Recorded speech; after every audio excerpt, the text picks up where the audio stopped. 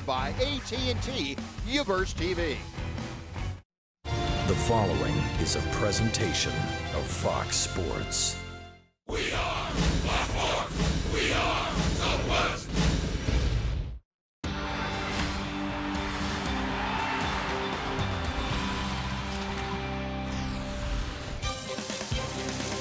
Well, the good news at Rangers Ballpark today, it's no threat of rain. At least that's what the Weather Service said. The Rangers and the Diamondbacks getting set to play what is an abbreviated one-game series.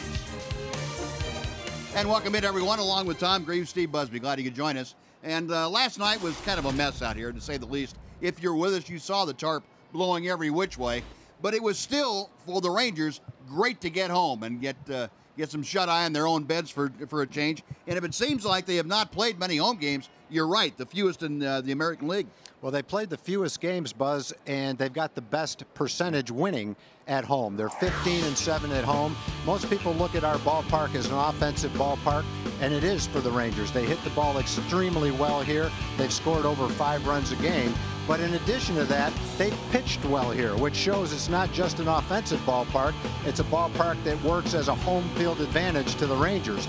Their ERA at home is first in the American League, 2.95. Those numbers put together, pitching and offense, shows you what a nice home field advantage it really is. And that pitching, despite being one of the youngest staffs around, too. The young pitchers have really adapted very quickly to the difficult climate here at Rangers Ballpark in Arlington. One of those young men, Justin Grimm, will be on the hill here this afternoon. It'll be Grimm taking on the Arizona Diamondbacks. We'll be back with the lineups and the first pitch for you right after this on Fox Sports Southwest.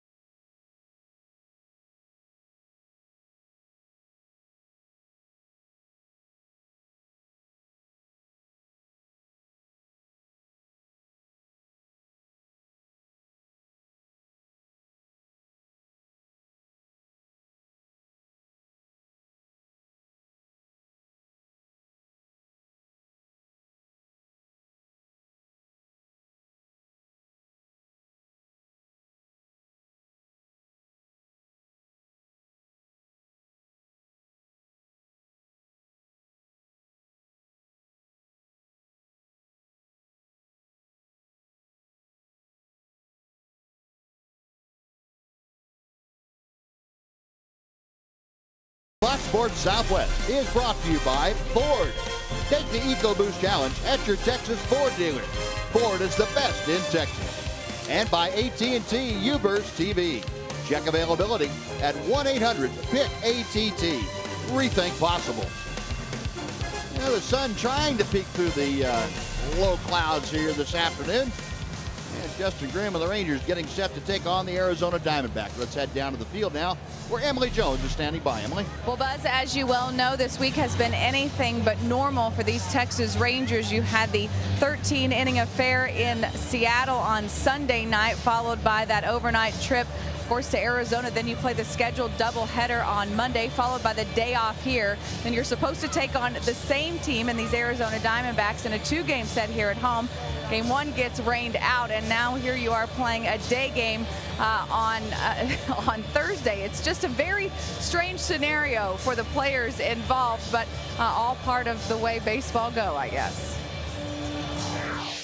Really strange. I don't know how to, I don't know. I don't want to even think about it. You know, we know we're going to play them 2 games, but you know, we play the same team we played last game, so you know, I don't know how you can view it, but it's just weird, strange.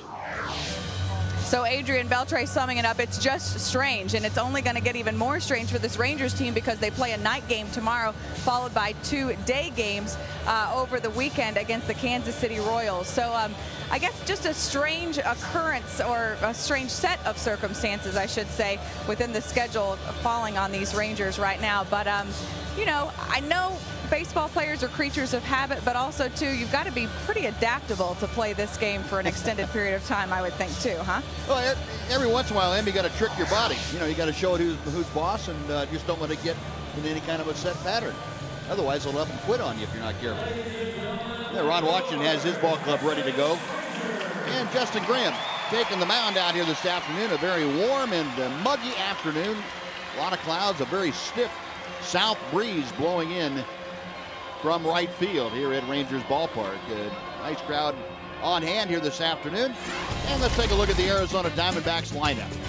Gerardo Parra, the right fielder, leads off. He's followed by Didi Gregorius, the shortstop. Paul Goldschmidt is at first base. The cleanup hitter, Eric Chavez. Martin Prado is at second base. Miguel Montero catches. The DH today and batting 7th is Jason Kubel. Cody Ross in left field, and batting 9th, the center fielder, A.J. Pollock. Well, check out our Budweiser scouting report for Justin Grimm. Nice solid record after 8 starts, 4-3. Solid ERA right around 4. He's pitched well at home, a 2.79 home ERA. You'll love your hometown pitchers to be able to pitch well in this ballpark. And as a staff, they definitely do that. 6 or more innings in 5 of his 8 starts. He's won his last 2 starts. He beat the Tigers, pitched 6 2/3, 7 hits and a couple of runs against one of the best offensive teams in baseball. And then in his last start, he beat Seattle. Pitched into the 7th inning, gave up 10 hits, gave up a run in each of the first 3 innings, was in a lot of trouble. He pitched out of a lot of trouble. And one of the reasons he was able to do that is something that's benefited him all season long. He's pitched well with men in scoring position. And so that ability has allowed him to have the success that he's had. He's pitched out of a lot of jams and avoided the big inning. Well, the 24-year-old right-hander from Bristol, Virginia on the hill. Here's the defense backing him up. Murphy, Martin, and Cruz, left, center, and right. Mitch Moreland, the started first. Jurickson Profar second. Elvis Andrews, the shortstop. Adrian Beltre third. A.J. Pierzynski calling the pitches for Justin Grimm here today. Umpiring crew, Kish Conroy is calling the balls and strikes. Lance Barksdale at first. Gary Cedarson, the crew chief, at second. Vic Carapazza is over third.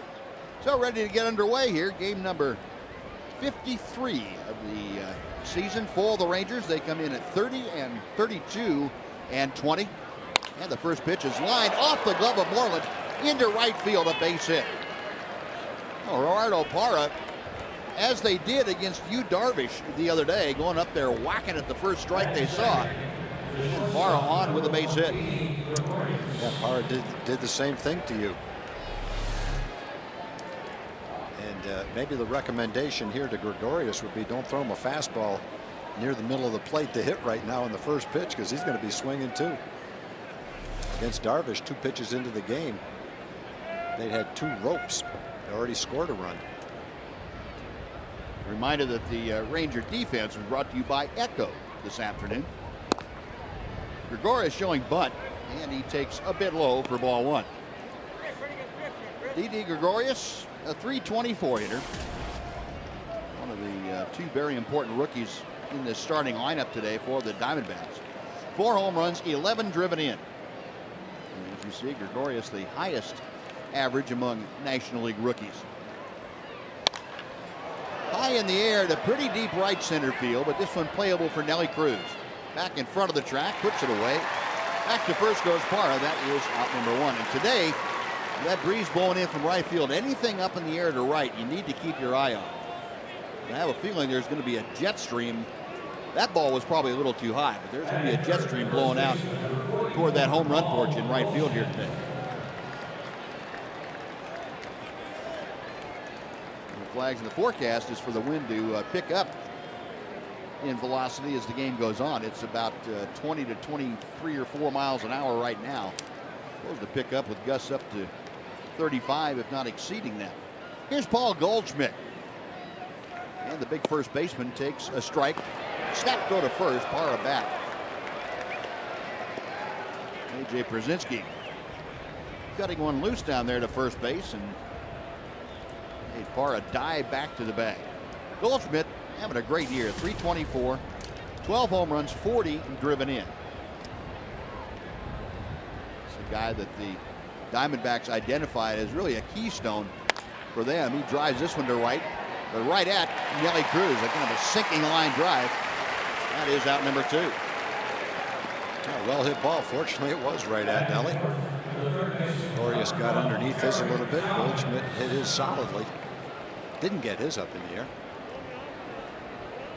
Diamondbacks, as the Rangers found out on that double dip on Monday in Phoenix, a very good hitting ball club. Got a lot of free swingers going up there early in the count and making some serious contact. Here's Eric Chavez, a very familiar face to Ranger fans, and he's first ball swinging, fouling it back. Chavez, of course, a long-time Gold Glove third baseman with the Oakland Athletics. Back injuries and several surgeries have kind of sidelined his career of late. He's 35 years old now, and he's still swinging the bat well, playing good defense, and you see he's having a great year for Arizona. He'll probably get more playing time than he expected to get. He got well over 100 at bats already, a third of the way through the season. Last year he got 275 at bats. He could get a lot more than that this year.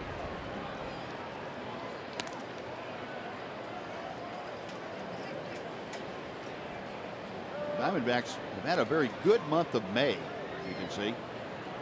Kirk Gibson's ball club, third in both the average and slugging.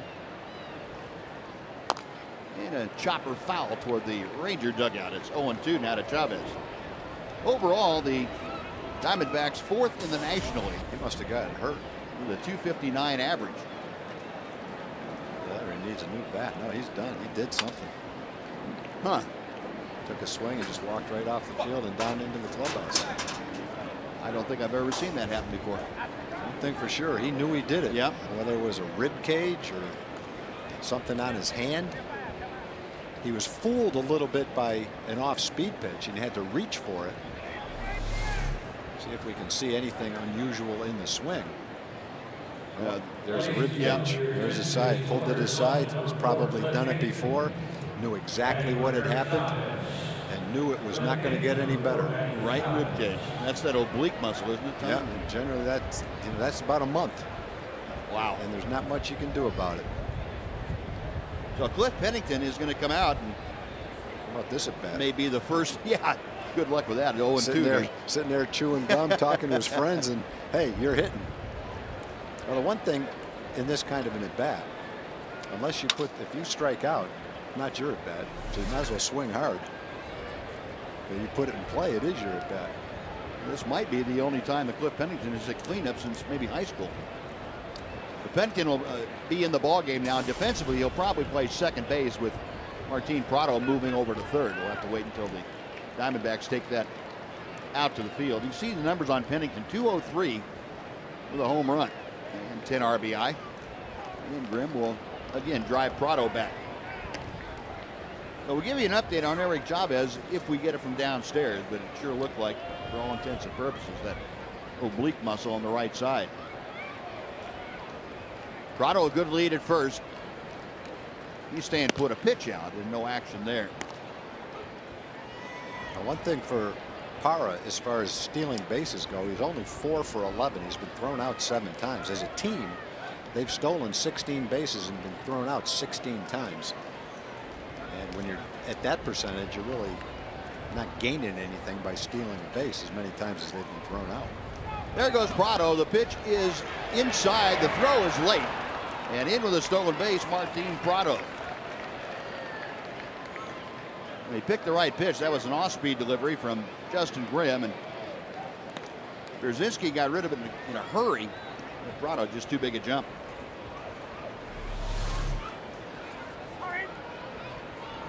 Excuse me, Parra. I was thinking about Prado playing second base. Parra had a big lead, really good lead, and it would have taken a perfect throw from AJ. The Parra in scoring position. 2 balls, 2 strikes to count to Cliff Pennington.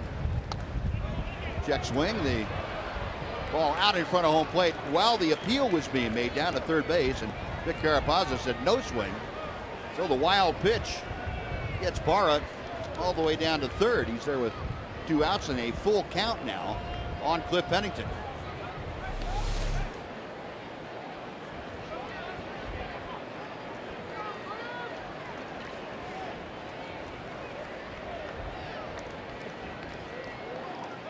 Carapazza had to make that appeal and head down to third base also.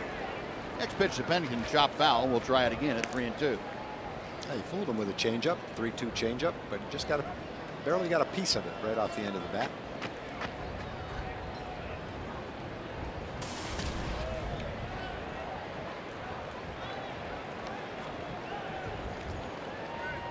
Sun trying to peek its way through now as Grimm comes set. Again, the payoff pitch. And again, a chopper foul at home plate. So they're off staying alive. Pitch.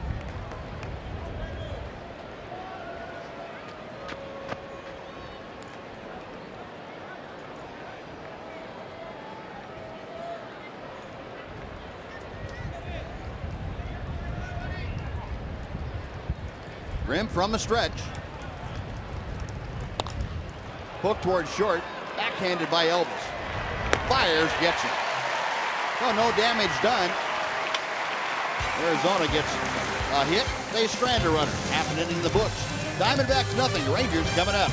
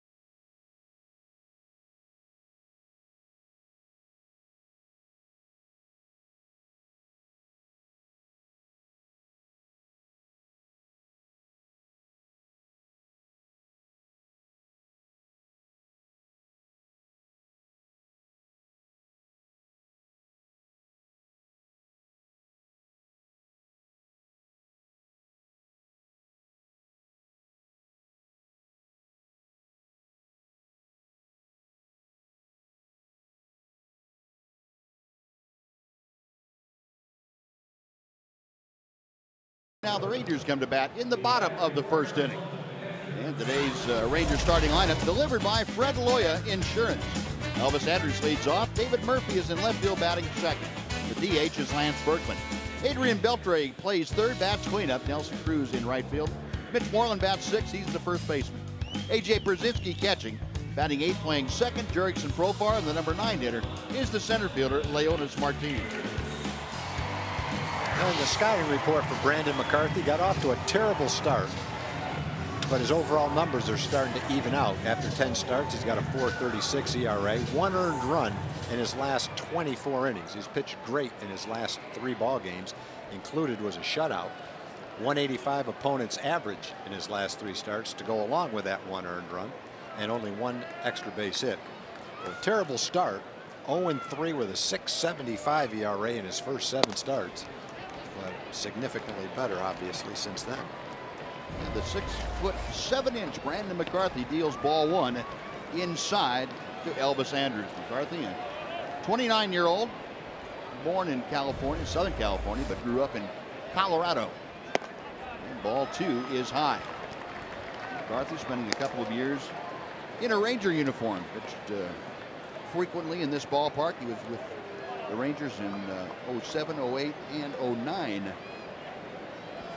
Spent a couple of years in Oakland. He fires a strike there, and it's 2-1 to Elvis.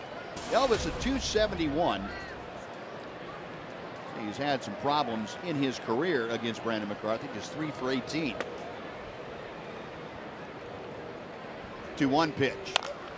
Chopper to third. And that is where Martin Prado now is stationed. Across the diamond, that is out number 1. Prado, as we surmised, moved over from second to third when Eric Chavez had to leave the game. Cliff Pennington is now the second baseman. Now, McCarthy has changed his pitching mechanics, Buzz, a little bit to where he gets more ground balls. He throws more sinkers. I guess he's dropped down just a little bit to do that. Throws a lot of strikes and now gets a lot of ground balls. 69.5% of his pitches are strikes. That's the 3rd best strike percentage in baseball, behind Cliff Lee and Bartolo Colon. Tailing fastball for a strike to David Murphy. Used to be straight over the top more, and more of a straight fastball and a big overhand curveball. That's hit off the fist out to second base, where Pennington has it. And Murphy retired, so a couple of ground balls, 2 quick outs, and Lance Berkman will come to the plate. Now, Brandon McCarthy has spent enough time on a disabled list to have a 20-year career already. You think part of the reason for the slight mechanical change was to make it easier on his arm to throw a ball? Well, you know, when he was with the Rangers, when he first started having that, what turned out to be a stress reaction in the back of his shoulder, and his shoulder blade actually, had that 4 different times. And he really tried after the first 2 times to change his mechanics. Couldn't quite accomplish it. The first pitch to Berkman, it's in there for a strike. And finally now apparently has mastered it. You know, changing mechanics for a pitcher, or a hitter for that matter, is not the easiest of things to do. I figure you've been doing it for at least 20 years, and you kind of get set in your ways. Muscle memory is a hard thing to change sometimes. Look at the overshift defensively. Diamondbacks with 3 players on the right side of the infield. Berkman lines one over the second baseman or third baseman, Pennington, into right field, and that is a base hit. So right into the teeth of the shift, but in no man's land out there between the rover and the right field.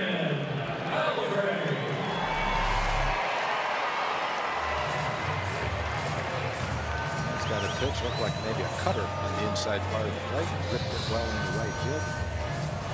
McCarthy has walked 3 or less in 69 straight starts. He throws a lot of strikes.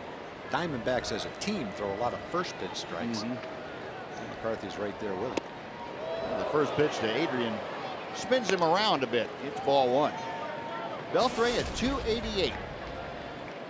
Showed you the numbers for Beltre in the month of May. That has gotten that average from 215 up to its nearly 280 or 290 level. The chopper foul, and the count is a ball and a strike. And you see what, remember that Adrian has had against Brandon McCarthy. He has just lit up the tall, lanky right-hander, better than 400 the average. 6-game hitting streak for the Rangers' 3rd sacker. 1-1 pitch. Tapper right back to McCarthy. And that'll do it for the Rangers. So 2-out Lance Berkman single to no avail. A Strander runner will go to the second. Rangers nothing, Diamondbacks nothing on Fox Sports Southwest.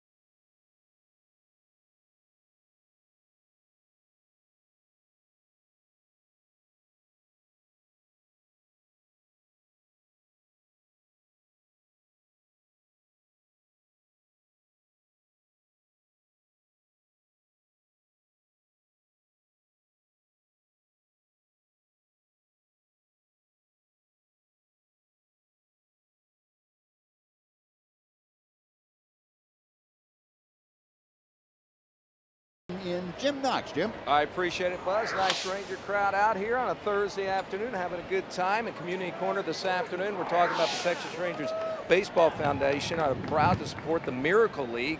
In fact, a lot of alumni each year visit many Miracle League games. To find out more about the Miracle League, log on to texasrangers.com/foundation. Buzz? All right, Noxie, thank you. Prado swinging at the first pitch and lost a lazy fly ball down the line. Kelly Cruz able to catch up with.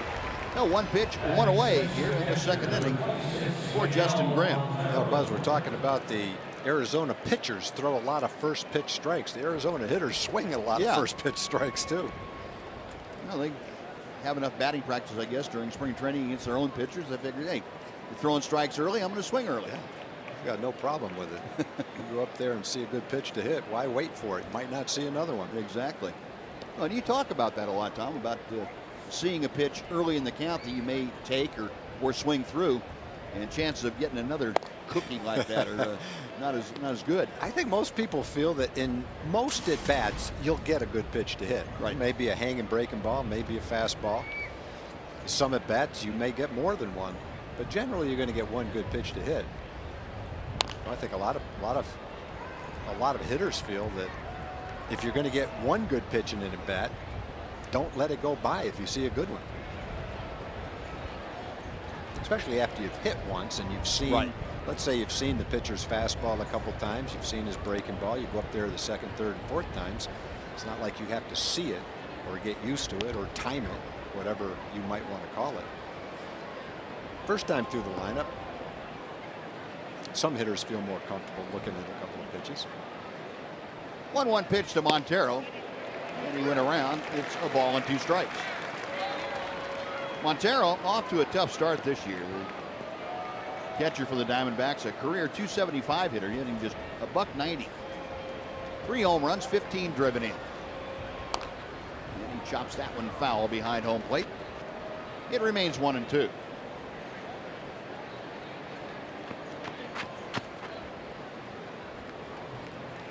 Justin Grimm at 4-3 with a .405 earned run average.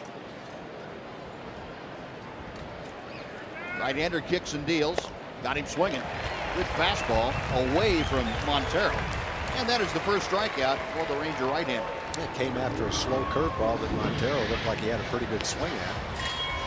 Wasn't ready for the fastball though. With the location, a little bit of tailing action on it. Pretty good velocity and just threw it right by him. A little bit out of the strike zone, but he couldn't lay off it. No, 2 gone. Here is the Diamondbacks DH. That's Jason Kubel. 1 ball, no strikes. Kubel, .253 the average, 3 home runs and 12 driven in. Rim back to him. Drops that breaking ball in to even the count at 1-1.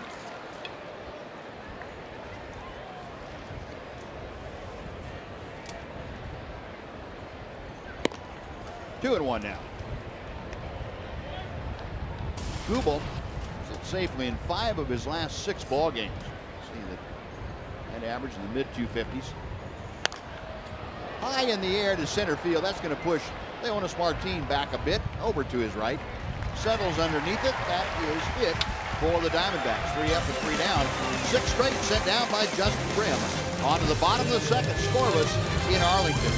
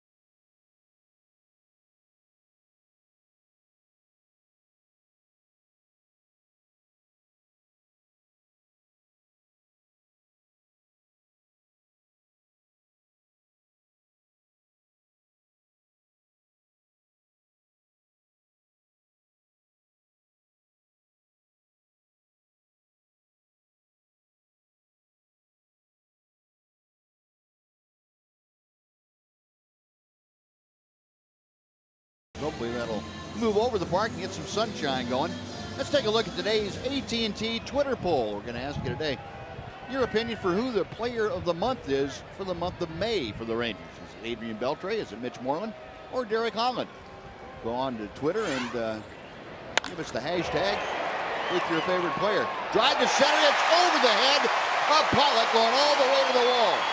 Cruz into second with a bullet of a double. Well, our park presents problems for outfielders. I think a ball problem like that probably carries a little bit better here than it might in Arizona. Pollock is a youngster, never played in this ballpark, and most people say, most center fielders will say the hardest ball to field is a line shot hit directly over your head. And that's exactly what he faced right there. I think off the bat he was wondering whether he might have to come in for that ball, but it carried basically because of how strong Nelly Cruz is. He just blistered that ball. Almost recovered, made a nice play. You can see the expression on Pollock's face. I got a great jump. Oh, What happened? Oh, no. That ball was just really smoked. So Cruz at second base. Here's Mitch Moreland. And a strike to the inside corner.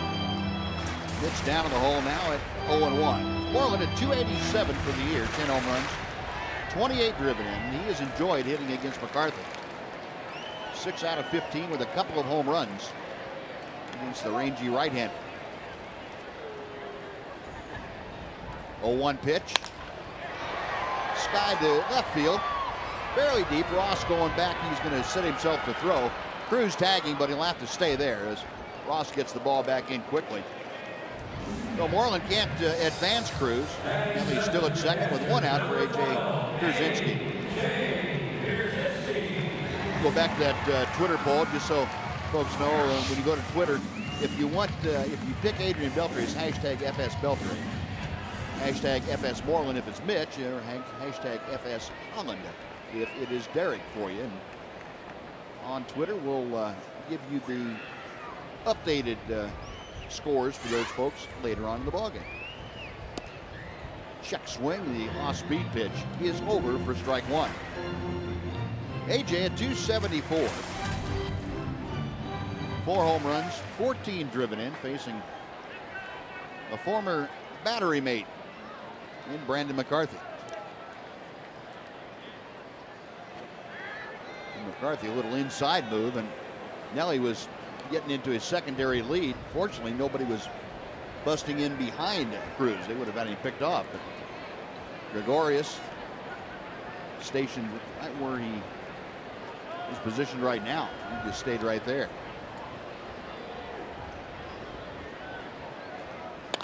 Going the other way. That's a fair ball.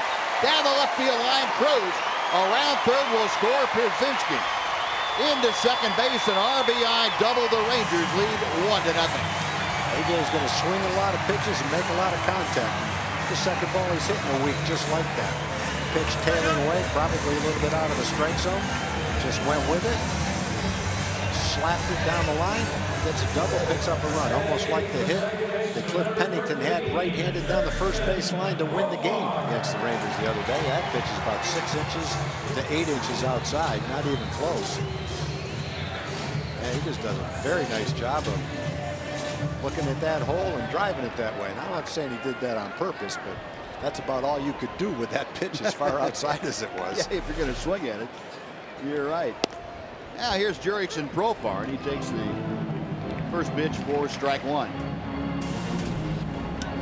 Profar at 304, switch hitter up there from the left side, a home run, 5 driven in. He has had RBI in 4 of the 6 games that he has played in thus far for the Rangers. Got Pierzynski at second with 1 out here in the second. Pitch high, 1-1 now.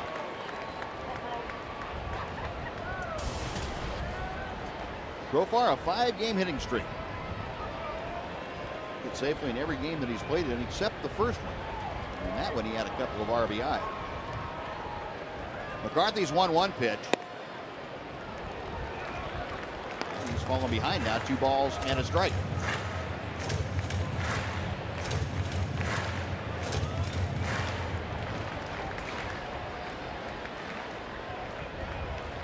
Montero flashing out the series of signs. McCarthy says okay to one of them and misses inside. It is now 3-1. So he's really trying to pitch Jurickson inside, trying to jam him. But Profar ahead of the count. He's trying to get aboard, get 2 on in front of Leonys Martin.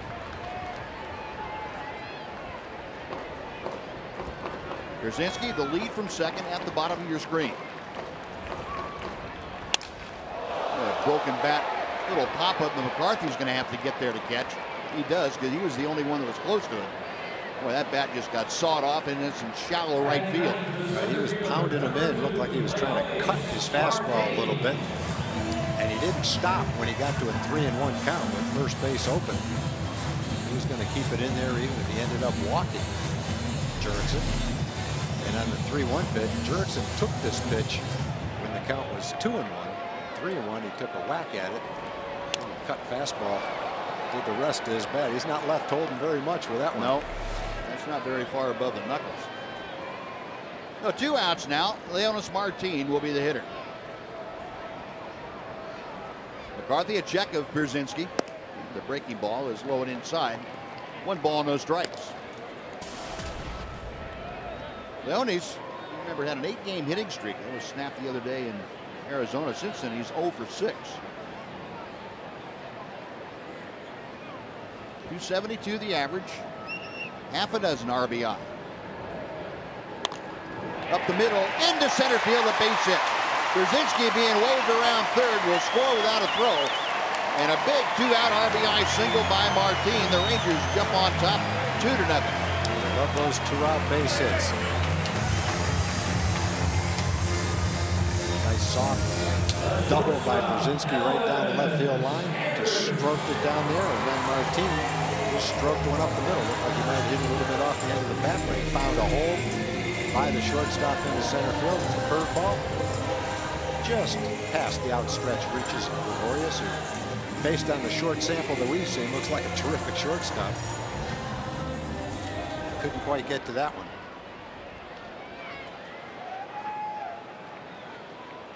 2 runs on 4 hits now for the Rangers. And back to the top of the order, Elvis Andrus, who grounded to third, his first time up.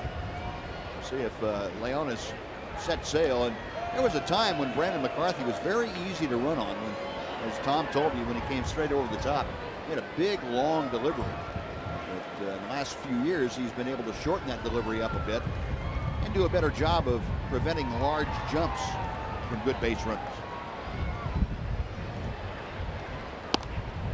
Put the home plate that time, and he throws strike 1 to Elvis. Yeah, Elvis was taking a pitch, anticipating that Martin might go. I think Leonys wanted to, but got a late jump and decided not to. Probably a good choice.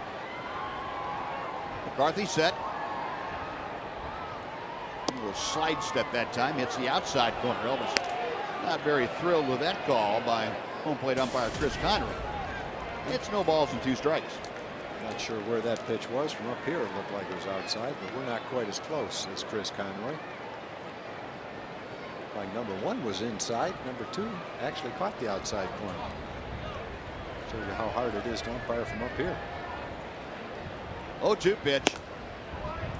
A ball and 2 strikes.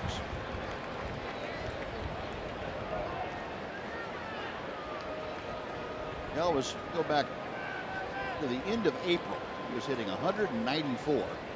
Since then, he's hit 329. He covers 33 games. He's gotten that average back to 270.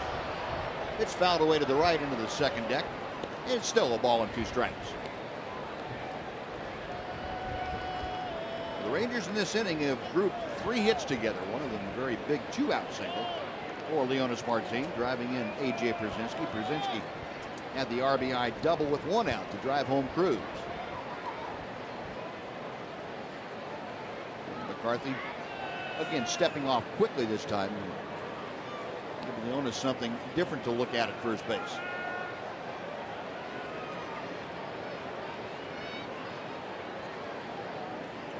Right-hander now, a letter high set. And a chopper slowly hit to short. Gregorius, quick throw, got it. Nice play by Didi Gregorius. Rangers gone in the second, but they score 2 runs. On 3 hits, they strand 1. We're going to the third. Rangers 2, Diamondbacks nothing.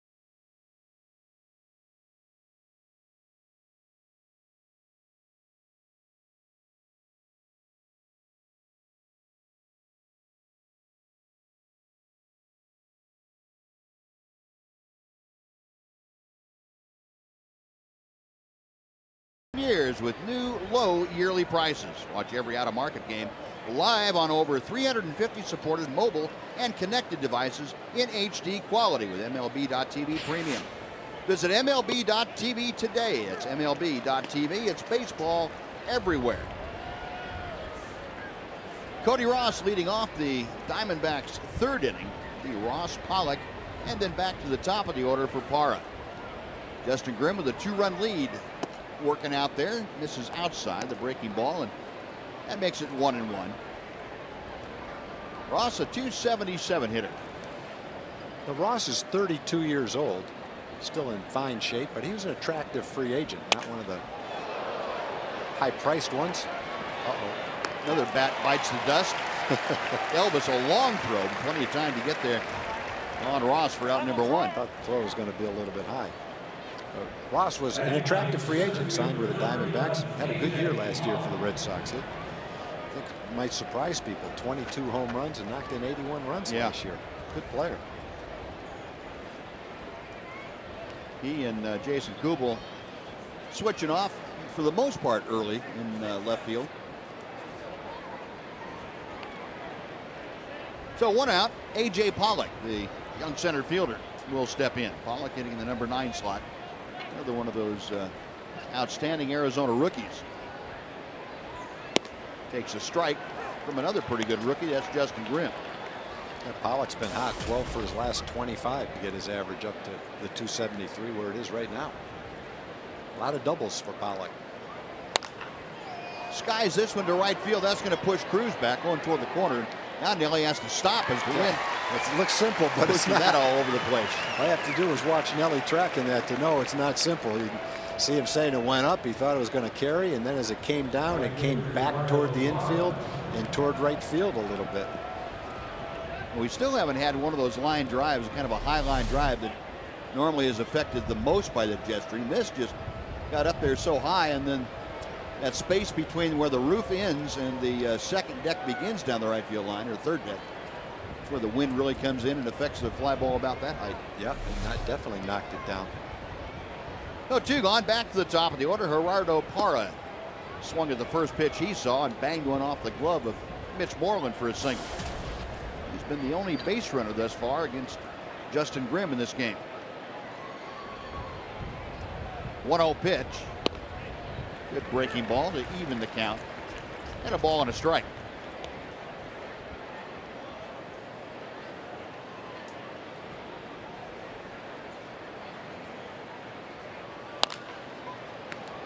slowly hit out to second.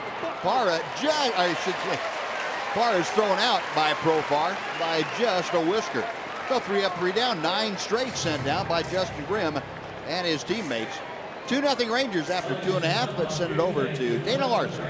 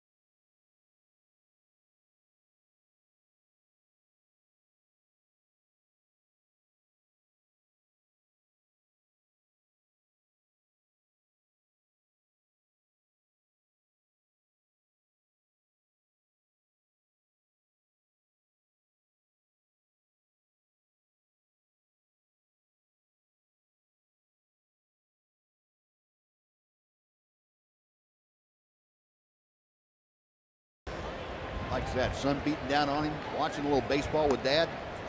And a breaking ball to David Murphy for strike 1. All right. Yeah, let's see here. I want something to drink, or do I want another nacho? Yeah, I'll wash it down. Murphy, a ground ball to second. His first time up there. 1 ball and 1 strike. Murphy at 217 as he faces McCarthy here in the 3rd. Leading off for the Rangers, who have pounded out 4 base hits in the first 2 innings against McCarthy. 2-1 now. Murph just 1 for his last 13. And after a pretty good streak that saw him get that batting average up over 200 for the first time this year. And was coming into today 1 for 12. Makes a breaking ball that's low, and it's 3-1. So Murph trying to get aboard here to start the Rangers 3rd. Texas looking for more. Lance Berkman, the DH, waiting in that on-deck circle.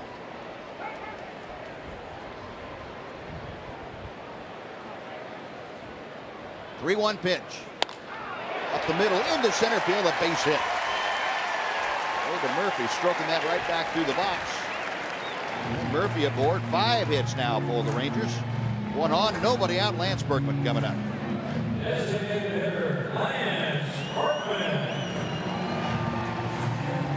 During the half inning, while you folks are away, Ron Washington talking to Jurickson Profar, and one of those teaching moments. And this is, well, this might be the most valuable thing that Profar ever gets in this big league experience. And then Ian Kinsler talking to Leonys Martin about, looked like base stealing, base running, trying to get a jump. And Ian, one of the best around about when to do that, how to do it. Well, a lot of guys passing on the finer points of the game. Berkman 1 for 1 today. Singled his first time up. Way inside. Snap throw to first. But Murphy back ahead of Montero's throw. Ian, again, talking about Leonys Martin.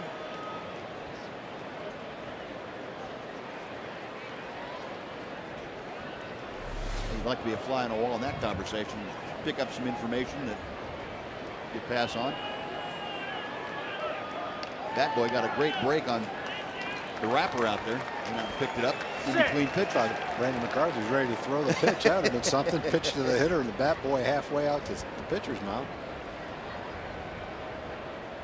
1-1 to Berkman. The toss over drives Murphy back. Got some birthdays, Buzz, from yesterday. Ruth Taddeo from Garland, 98 years old. She just moved here from Buffalo. 98 years old yesterday. Not much we could do about that, Ruth, with no game being played. Joe Hershey was 80 yesterday. He's from Amarillo. Mary Levon Singleton from Bridgeport was 92. Alma Lee Clardy from Bastrop, 92. And Charles G. Black from Grand Saline was 86 yesterday. Happy birthday, belatedly by 1 day to all of you. Fastball outside to Berkman, runs the count to 2-1.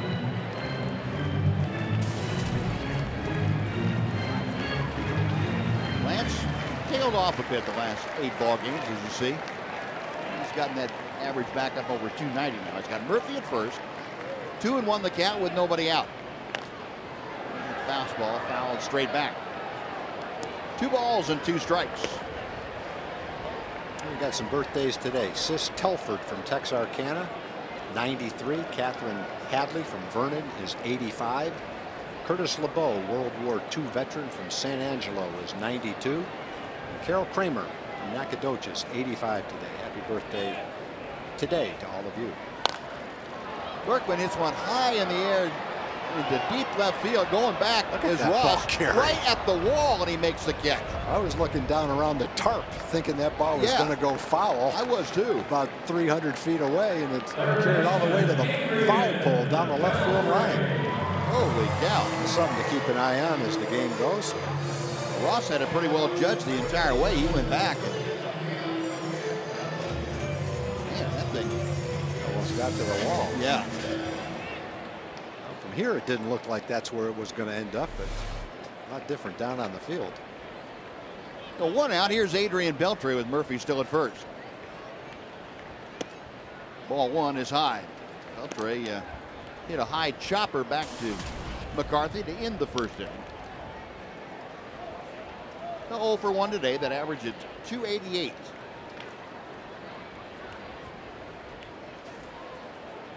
McCarthy. Couple of looks at Murphy. Pitch to Beltre. Got him on the off-speed pitch. It's 1-1.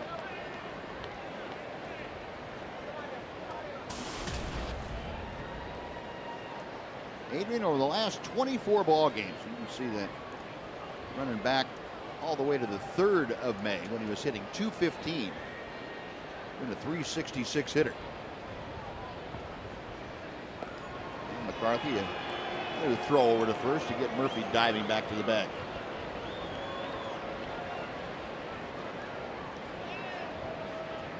A ball and a strike.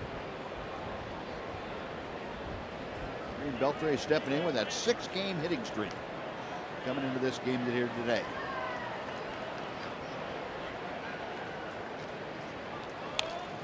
Got him on the fist. That's fouled away. It's 1-2. The folks play Lotto Texas with Extra for your chance to win a Texas-sized jackpot. It's Texas' original jackpot game, and it's available at your favorite lottery retailer. A ball and 2 strikes to Adrian Beltre. David Murphy, the lead from first. And McCarthy comes second. Breaking ball, that's hit well to left field. Ross is going back. It's over his head and off the wall. Murphy being waved around third. Here comes the throw from Gregorius. It's high. It's over everybody. Down to third goes Beltre. He's in. An RBI double. The Rangers lead 3-0. Well, Gregorius had a great chance to throw David Murphy out at the plate, but in his haste to get rid of the ball, it looked like he never got a grip on the ball, and the ball slipped out of his hand and went right over the catcher's head. But had he secured the ball and made an accurate throw, he had a great chance to make the play. Ball comes off the wall. Looks like it was going to be a little bit easier to score than it turned out to be. Great relay throw from Ross. And then the high throw home by Gregorius on a ball that just really appeared to slip right out of his hand. Yeah, you're right, Tom. If that throw had been down anywhere close to home plate, Murph was a dead duck. But Gary Pettis making the call, and it worked out for the Rangers. Now Nelly Cruz, first ball swinging, he fouls it straight back and out of play. It is 0-1. So Beltre, the RBI double, advances to third on the throw. Beltre with his 32nd RBI of the year, and Nelly Cruz at the plate has 35 of them. Infield all the way in for the Diamondbacks. They trail 3-0 here in the third inning. Base hit to left field. In to score is Beltre. Nelly Cruz rings up another. 4-0 Texas. Nice to see that base hit, man on third and less than 2 outs. That's an area where the Rangers can definitely improve. Now they've got a good pitch to hit, and no doubt about that. Boy, he's hit 2 ropes in this game. Leadoff double, scored a run in the second, and a line shot into left to drive in a run. Ball tailing in. Nelly wastes no time, gets a good part of the bat on that inside fastball. And that's, you can pitch Nelly Cruz inside, and even when he's swinging the bat well, but you better have a little bit on it. And Brandon McCarthy doesn't have the kind of fastball anymore that you can steadily stay there. And they turned that one around pretty quickly. Well, the Rangers now 4 runs on 7 hits. They only have 1 out here in the third inning. And Mitch Moreland will step to the plate. Cruz at first base. Moreland a fly ball to left. His first time up there. McCarthy set. And the first pitch, a breaking ball that catches the strike zone. It's 0-1. Since the tail end of April, Mitch Moreland, 1021 OPS. That's on base plus slugging. That's 8th in the major leagues, not just the American League. That ball's hammered. Deep right field. If it's fair, it's gone. Goodbye. Off the foul pole for Moreland. His 11th of the year. The Rangers lead 6-0. That ball would have gone a long way if it didn't hit the foul pole. That would have been in that second deck about halfway up. The only bad thing about hitting the foul pole, he couldn't see where it ended up. Boy, did he jump on that pitch.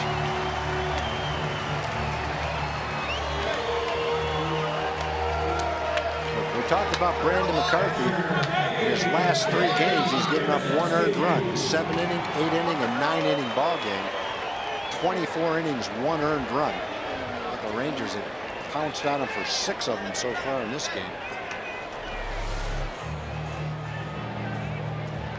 385 feet. That's about where it hit the foul pole. Yeah, I'd like to see where that one ended. Oh, man. And that's one of those things, too. McCarthy trying to pitch inside, tried to throw that cut fastball in there. Didn't get it in quite far enough and doesn't really have the velocity anymore to miss over the plate and expect good things to happen. Mitch Moreland made him pay for it. Yeah, the only guy he's gotten one in on was Jurickson Profar, and he jammed Jurickson with one of those pitches, but the other guys, he hasn't quite gotten it in there. Ball's been hit hard this inning. Line drive to center by David. Beltre's double. Cruz and Moreland. And A.J. Pierzynski, first ball swinging, skies one to left. Peering up into the passing clouds and passing sun. Cody Ross puts it away. That's out number 2. Josh Coleman, right-hander, getting loose in the Arizona bullpen. So 2 outs, bases empty. And here's Jurickson Profar, who popped out to McCarthy his first time up.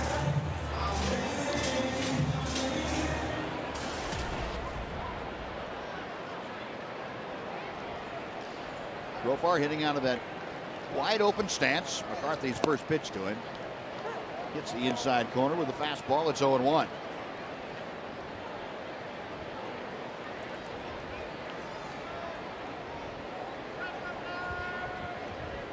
Right-hander back to the plate. And a breaking ball. Advantage McCarthy at 0-2.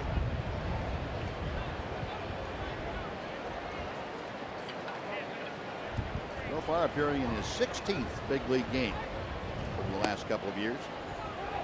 Pitch straightens him up off the plate inside. It's a ball and 2 strikes.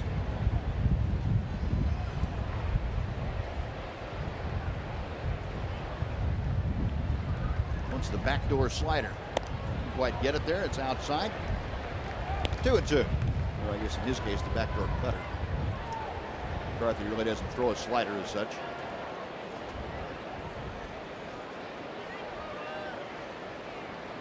Into the wind, and the right-hander deals. Popped up, foul territory.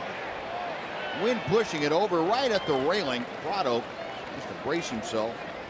Can't quite reach it. Montero also over to take a look. And it remains 2 balls and 2 strikes to Jurickson Profar. As you're talking about a slider and a cutter, would you say that today's cutter was 40 years ago a slider? Yeah. Or is it are they? Yeah. I would say that. Way back when, today's cutter, that's pretty much what you used to call a slider. Base hit for Profar. Yes, it is, Tom. And I think that when you talk about a cutter, that's short for cut fastball. Right. And when guys first talked about it 10 years ago, it was still a cut fastball. Well, now a cutter, because what you see on TV is the movement from right to left, from the arm side to the non-arm side. You see the movement on TV and you figure, well, that's a breaking ball. Yeah. And they call it a cutter, and it's not. Now, some guys do throw a cutter, like Mariano Rivera. Right. But would you say if your fastball, if your 4-seam fastball is 92, what would your cutter be? 89 to 91? Probably the same. Kirk Gibson can. Yeah, the same as your 2-seam fastball. About the same speed. So maybe a couple of miles an hour less, but not 84, no, 85. And that's what you see a lot of guys calling it a cutter today. It's exactly. Really more of a slider. Well, Kirk Gibson out taking the ball from Brandon McCarthy, whose day is finished after 2 2/3. Rough outing for the big guy, and that coming on the heels of 4 outstanding games. So Cole Mender coming in. We will take a timeout. Be right back to Rangers Ballpark with the Rangers leading 6-0 here in the 3rd inning.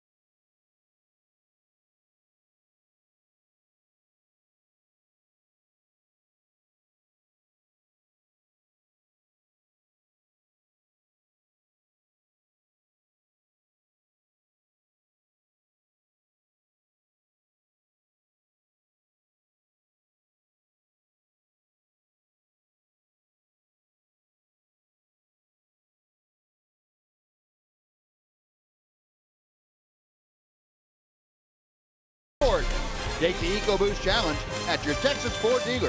Ford is the best in Texas.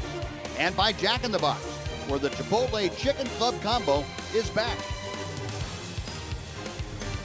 Now the 27-year-old right-hander Josh Coleminter on to face Leonys Martin with Jurickson Profar at first and 2 outs. That would be a very tough pitch to hit if you're swinging at the first pitch.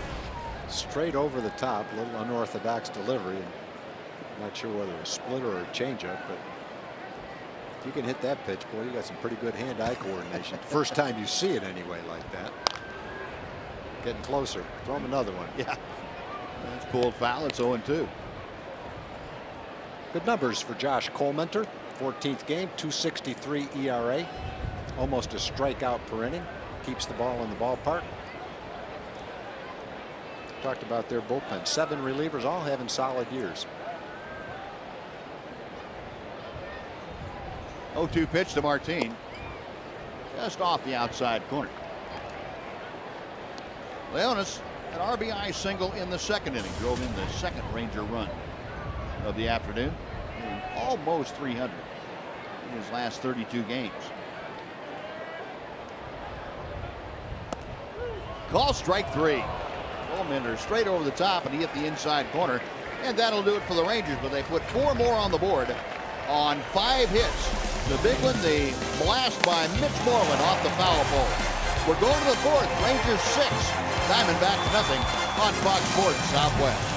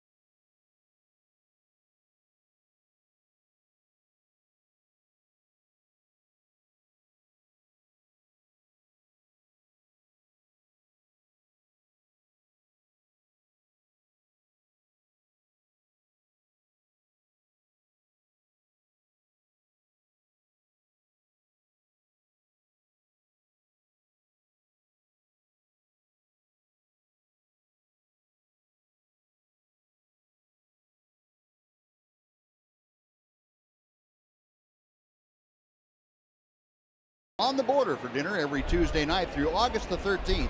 And enter to win free Rangers tickets plus a VIP Rangers experience. Visit OTBFanzone.com for more details. Now we go to the top of the 4th inning. Rangers leading 6-0. And joining us now, and we're very appreciative of him taking the time, the Rangers CEO, Nolan Ryan. Nolan, thanks for stopping on with us. Hey, Buzz. Good to do it. Kind of a weird night last night, Nolan. You guys, tarp didn't get put down, but you guys had a call to make, which you don't see very often. You and Ron Washington and Kirk Gibson out there trying to decide whether the field was playable or not. Well, you know, it was unfortunate that with the wind that came up with that thunderstorm and it got the tarp, and we weren't able to get it on maybe as quick as we'd liked. And the damage was done. The field was wet, and then, you know, the ground crew tried to salvage it after the rain, and there just wasn't any way that we could dry it out, and it was so soft on both baselines, and then at third base you just didn't want to get anybody hurt. Did you have any fear that you might not be able to get it ready for the day game today?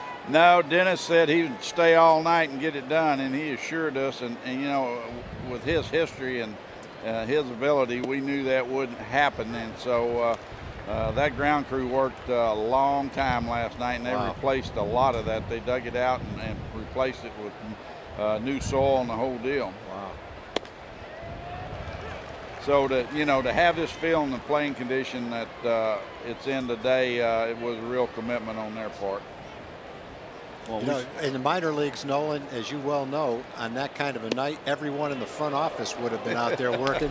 Did you have any inclination to send Jim Sunburn out there to try to help you what, we couldn't find Sonny. I don't know. I think he was afraid we were going to recruit him, you know. And yeah, in the minor leagues, they call it all hands on deck. Yeah. They have to put out the roll out the tarp, roll the tarp up, and then if you have a situation like that, everybody's out there working on the field. Yeah, I think Sonny was up here hiding with us. He didn't want any Well, you know, he's probably in there in Wanda's kitchen trying to find out what there might be to eat. Well, Goldschmidt reaches out and slaps one into left field. That's a base hit. Just the second hit of the afternoon for the Diamondbacks.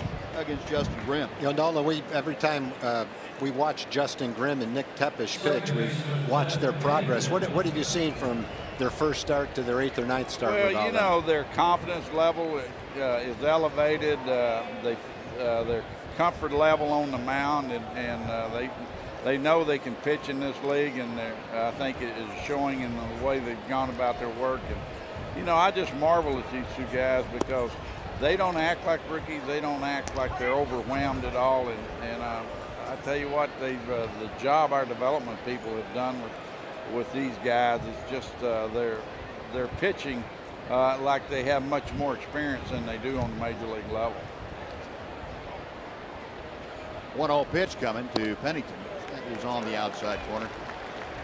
Yeah, you mentioned the minor league development, and they've done a great job.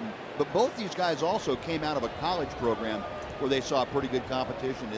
Is that a big influence on a pitcher at this stage of his development? I think it is. I think college pitchers come out and they're more mature. They have that experience behind them, and they're older. So I think that they get to the big leagues quicker, and you don't have that maturing aspect of it with them. And so I think when they come out of an excellent program, I think it has a real impact. So I think a lot of people that are looking to build a club maybe quicker than you would if you were drafting 18-year-olds or going down to the Latin American country signing 16-year-olds and know that it's going to be a longer project. So I think you can get quicker results by going to college talent if you can find the right talent. Nolan, we've got the draft coming up in just a little while. Do the Rangers have a particular preference as far as the high school or college pitcher? Well, I think what they've seen this year is there seems to be a lot of strength in the draft in left-handed pitchers, which is a little unique. I don't think you see that, and so I think that they feel like there's some strength there. And I don't think they've formulated yet. They're putting that together on what they're going to try to target and who they feel like they might have a shot at. Cruz makes the catch. Everybody stays put, and that's out number 2 as Prados guy's out. It'll bring up Miguel Montero. Catcher Miguel Montero. Well, knowing what you have to spend today with draft fees and things like that to get the players you want, any assurances you can get along the way, I would imagine would be highly valuable. And it seems like when you're talking about pitching, the older the pitcher is, within reason, the more experience he has, and the more chance he's had to work out arm problems, I would think the more valuable that makes him.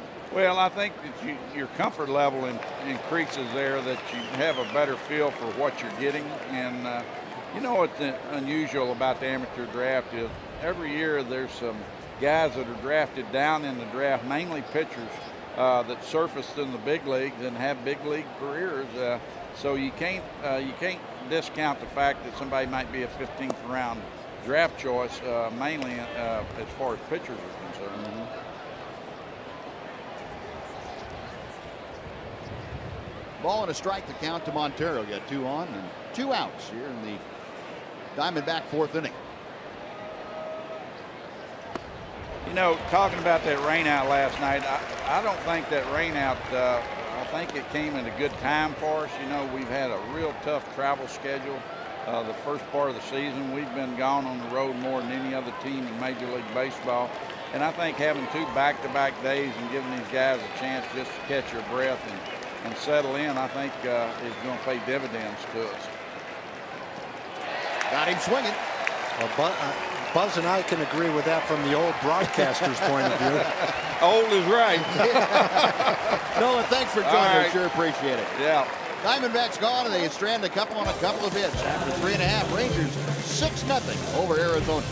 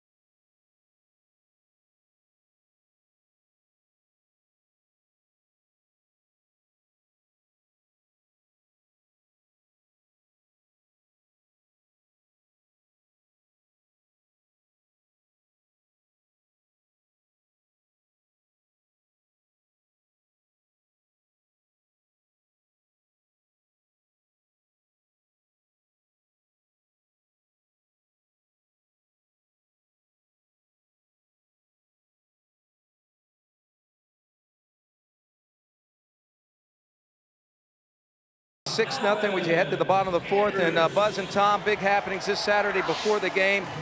Honor of Dairy Month. Dairy Max is sponsoring a cow milking contest, also an egg tossing contest between Ranger pitchers. Give you an idea what an egg tossing contest is.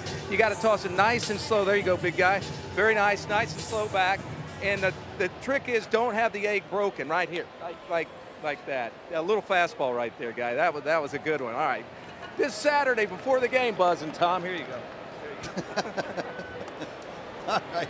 I don't think Knox is going to be in that egg tossing contest. Sounds like Farm and Ranch night. That used to be a blast. Yeah. Used to have scheduled doubleheaders in the old days with Farm and Ranch night in between. Jackie Brown milking the cows, Kenny Suarez doing the pig calling contest. Oh, that was the best. Three-legged races. I actually won the egg throwing contest with Cesar Tovar one time. Did you? Leo Cardenas accused us of using a hard-boiled egg. Yeah. Cesar did the same thing to Leo that just happened there. He smashed the egg in his hand. Big slow hook that stayed up. It's 2 balls and a strike to Elvis Andrus. Generally, you would think someone with soft hands, like an infielder, might win that contest. How Cesar and I ever won that? We weren't exactly gold glovers, but somehow we had the right egg, I guess. Not saying you had soft hands. No, not really.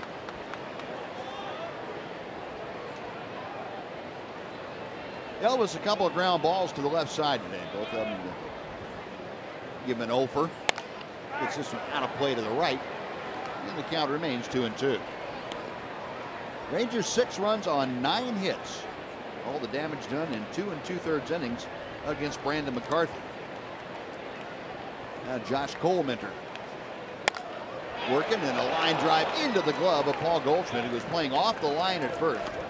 Elvis a hard out to begin the Ranger 4th inning.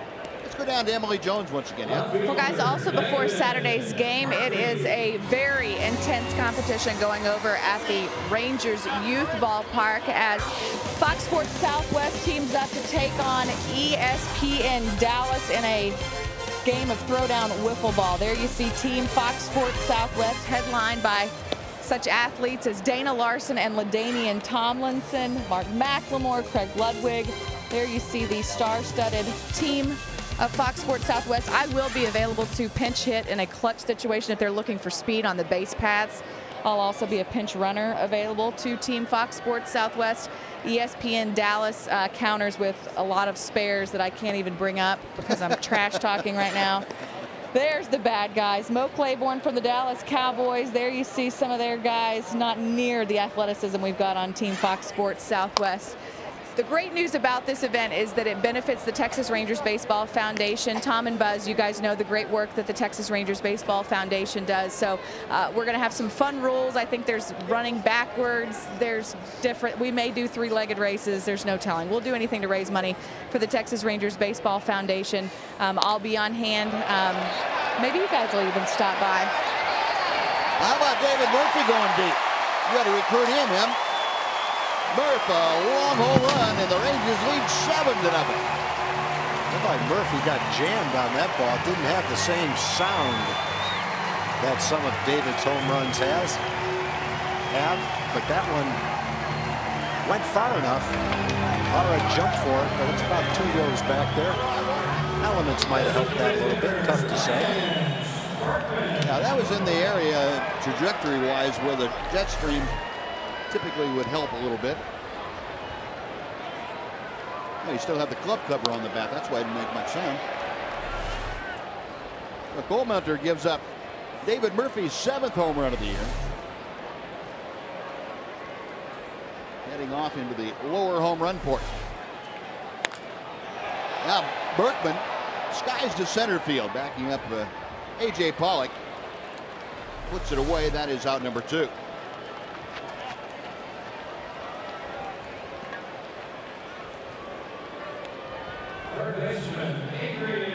Murph get just enough of that to drive it into that first row right over the rim.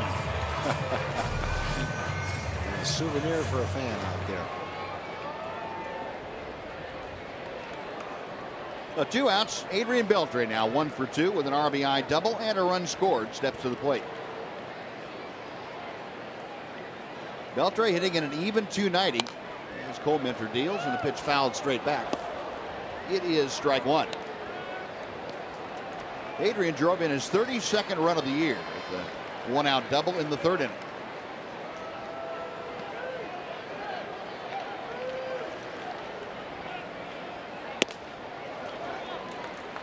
A ball and a strike now. Well, the Rangers, whatever little malaise they were in offensively, have certainly broken out of it here today. Beltre again, a foul ball straight back behind home plate. And let's go back down to Emily Jones again, Em.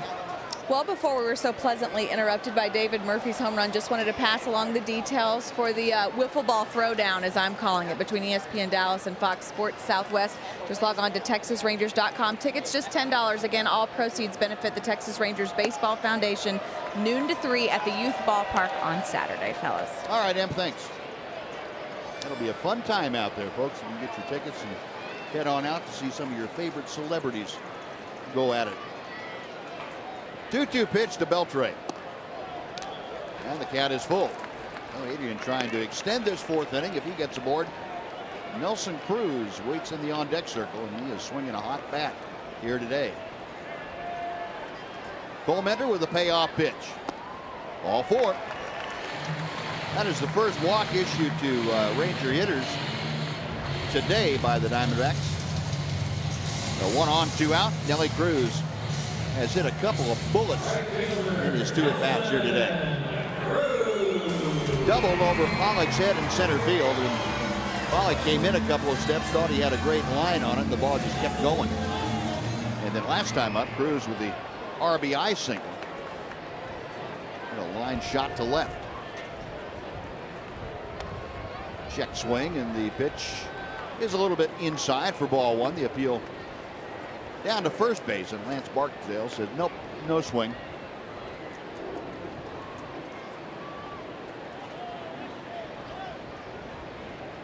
I mean, Nelly's been swinging to that. It might be one of those days where he just goes completely crazy. Checked his swing there. The off-speed pitch finds the mark. A ball and a strike. Nelly sat out the second game of the doubleheader after having a kind of a tough first game. It looked like the last couple of days in Seattle, he was starting to get his stroke back a little bit, driving the ball to right field. Wave and a miss here, and it's 1-2.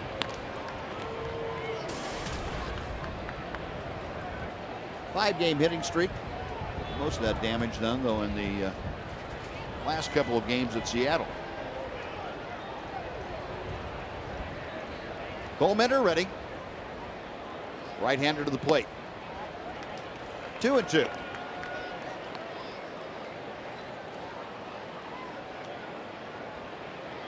Justin Grimm with just his jacket draped over that shoulder. David Murphy. Probably Grimm's favorite now after that home run this inning.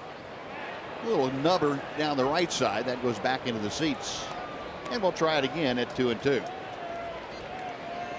The Rangers a pair of home runs today. A solo blast by Murphy this inning. Last inning was Mitch Moreland with a 2-run home run.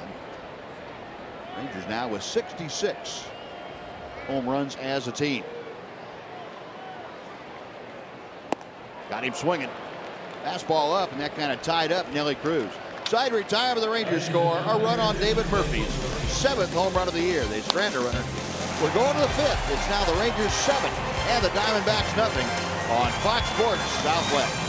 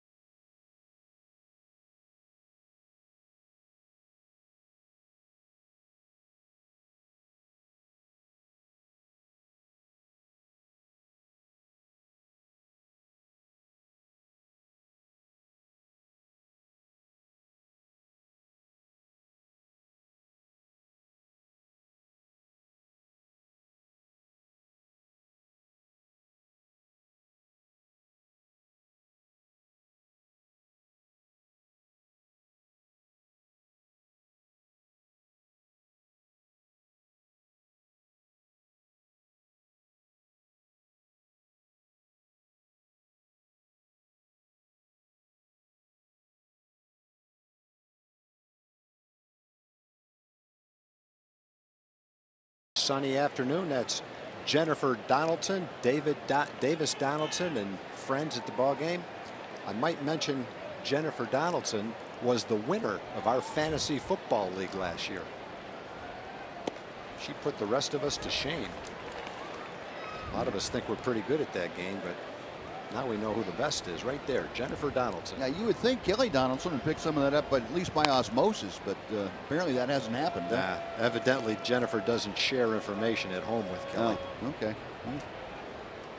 Might be an issue they need to work out with some professionals. Actually, you know, she actually said Kelly's kind of a lightweight when it comes to fantasy football. Yeah. Yeah, glad we could get to the 5th inning of the Rangers' 7-0 lead and welcome in the co-host of Rangers Live before and after Ranger contest. That's Mark McLemore. And a chopper deep at first.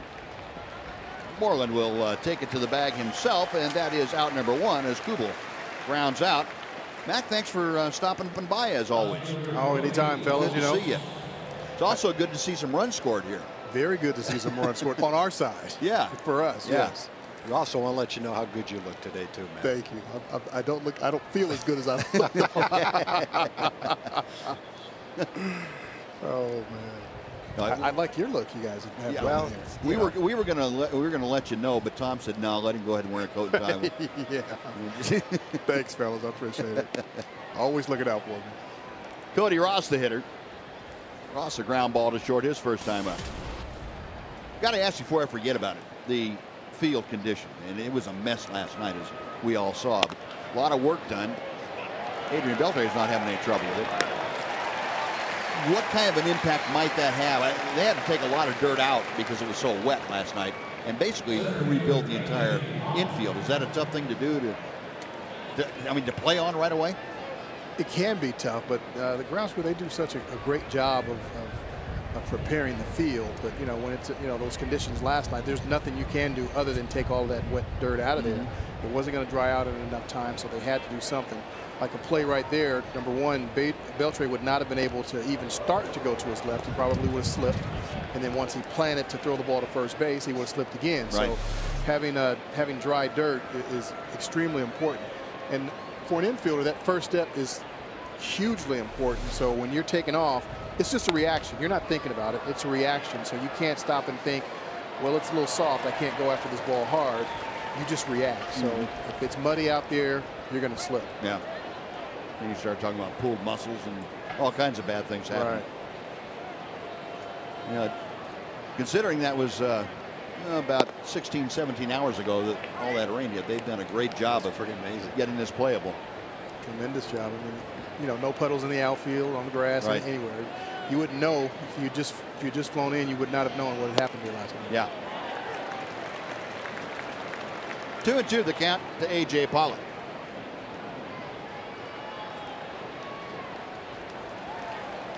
Justin Grimm just allowed 3 hits through his first 4 2/3, and make that 4 hits as Pollock gets one up and out over the plate and sends it into center, a 2-out single, and it'll take the Diamondbacks back to the top of the order for Gerardo Parra. 4 hits, they've all been singles. Grimm now facing Parra, who is 1 for 2. Young starting pitching for the Rangers. Impressive to you, Mac? They have been impressive. I think they've done like some veteran players will do, or pitchers will do. They'll go good. And they'll, may have a, 1 or 2 bad outings, but they get right back on and start having those good outings. And that's what Justin Grimm's doing. This is his 3rd outing in a row where he's pitched, really well. And so it has been pretty impressive. A couple of guys that they weren't really counting on coming out of spring training. So that's what you really want, to have that depth. And you guys both know that you can never have enough pitching or too much pitching. Yeah. 1-0 pitch. Fastball catches the outside corner. I had heard an interesting comment the other day talking about depth. They said that depth is fine, but it doesn't help you until it produces. And the Rangers have found out that their depth can produce this year. Right. I mean, you can be prospects for, however long you want to be. Sure. Prospect doesn't mean anything. Can you come up here and produce at the big league level? That's the bottom line. So that prospect label is going to leave at some point. and you've got to start to produce. And these young guys have been doing that and doing a really good job. Everybody, not just the pitchers. That's a really good point, Buzz. Everybody's got depth. Yeah. No matter who gets injured, Right. someone's going to come up and take their place. Right. But I guess I never looked at it that way. Depth, really, going along with that is depth is they can also play. Otherwise, who cares? Yeah, we got 150 guys in our minor league Yeah, system. find anybody to come up here and play second base and fill in for Ian Kinsler, but it really helps if they're pretty good and can play. A lot of pitchers that could come up and step in, but can they do what Nick Tepesch and Justin Grimm did? That's depth. Well, we've seen that, you know, year after year. It seemed to have, you know, with the exception of a couple, but had a lot of young pitchers come up to the major leagues and maybe have 1 or 2 good ball games, and that's been about it. Nice play by Elvis, just in time to get the speedy Barr. That'll do it for the Diamondbacks. They strand a runner. Bottom of the 5th coming up. Rangers by 7.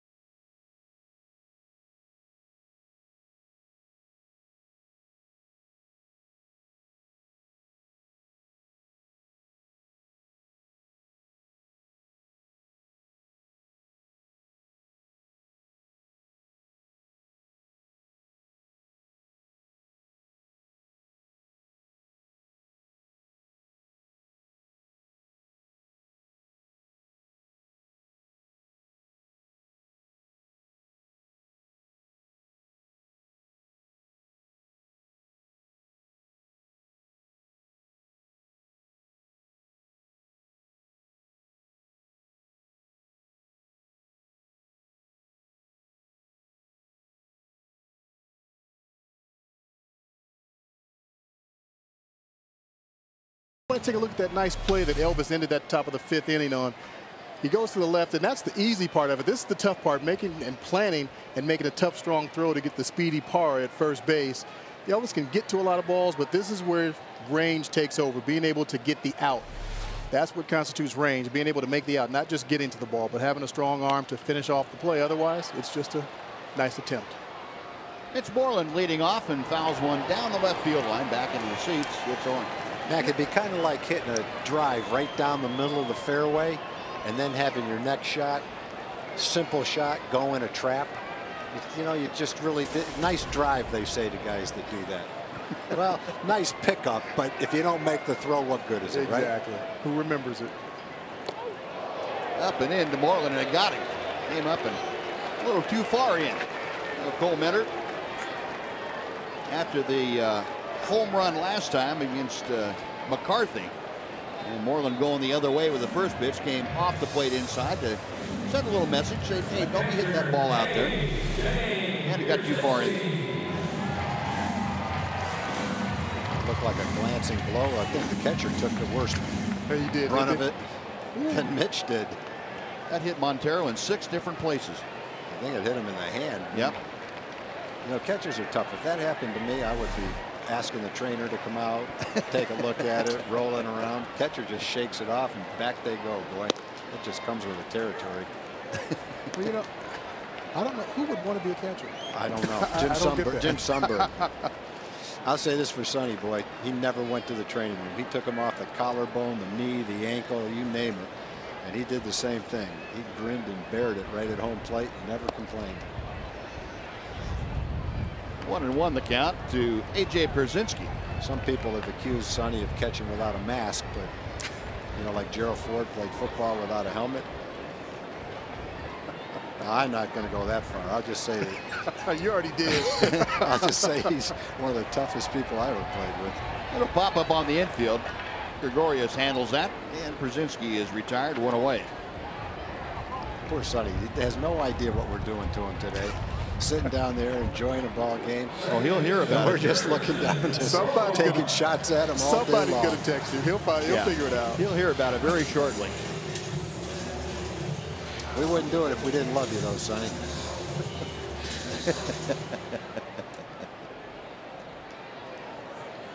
Here's Jurickson Profar, who is 1 for 2. Singled his last time up. Moreland at first. Cole Mentor's pitch. Fouled straight back.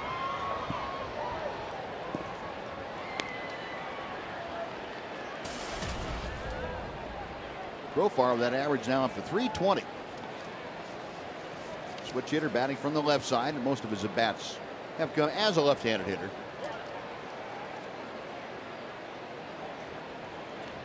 Cole Mentor, a check of Moreland, into the plate he comes. 1-1. Jurickson only 8 at-bats as a right-handed hitter against left-handers. 2 for 8.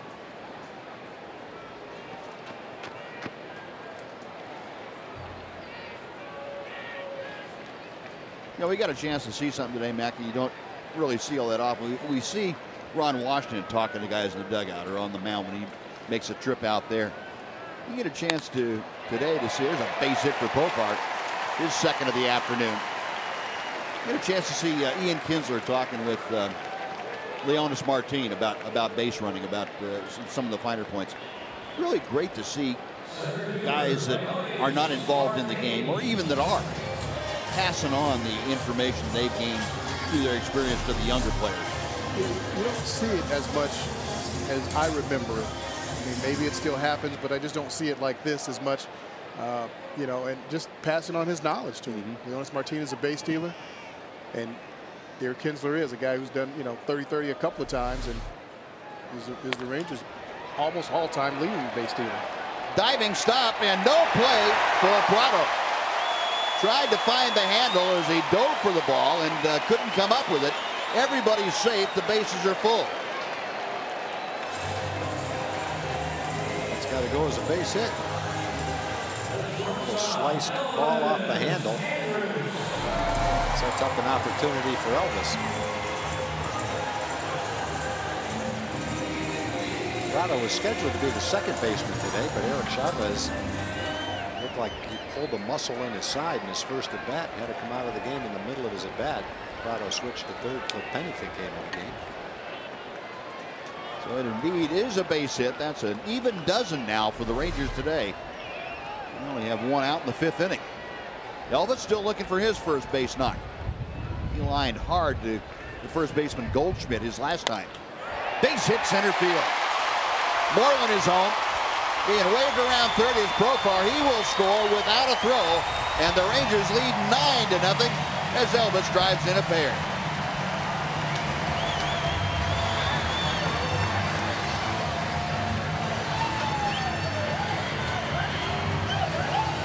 A lot of smiles in the dugout. Nice to get back home.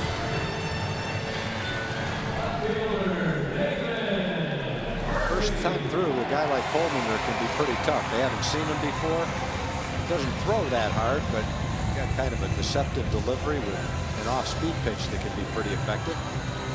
Jurickson waited on the off-speed pitch, and Elvis ripped his fastball. Well, 3 hits in the inning, a couple of runs across. Here's David Murphy, who is 2 for 3 with a home run and a single. 7 different Rangers have at least 1 RBI. Elvis and Mitch each have 2. All 9 men now have at least 1 base hit today, too. Share the wealth. Murphy a rip and a miss with the high fastball. 0-2 now to Murphy. Murphy now 7 home runs, 24 RBI.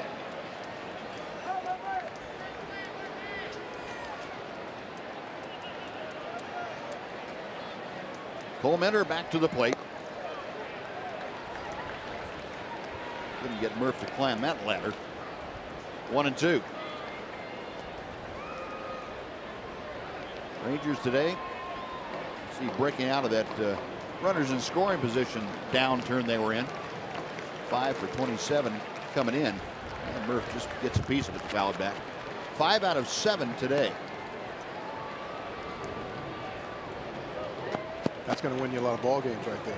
5 out of 7? Yeah. Yeah.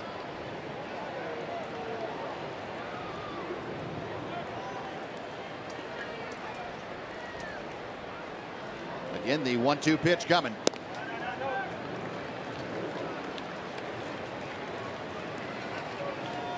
Yeah, that's a stat, Mac. I don't know how much stock to put in. I mean, it's great when you're going well and you're getting hits all the time with runners in scoring position. But does the fact that you don't mean that you're not going well? It really doesn't. I mean, you can be 1 for 8 or 1 for 9 as long as that 1 for 9 was a 2-run single or bases clearing triple. Or if you're getting guys home from third base with an out. Sacrifice fly, anything. Yeah. It can be misleading for sure. Of course, statistics, they paint a pretty broad brush of what has happened. They don't tell you what's going to happen. Unfortunately. Yeah. Chopper back to Cole Mentor to second for 1. Return to first, not in time. That's a pretty good play by Cole Mentor just to get 1 at second base.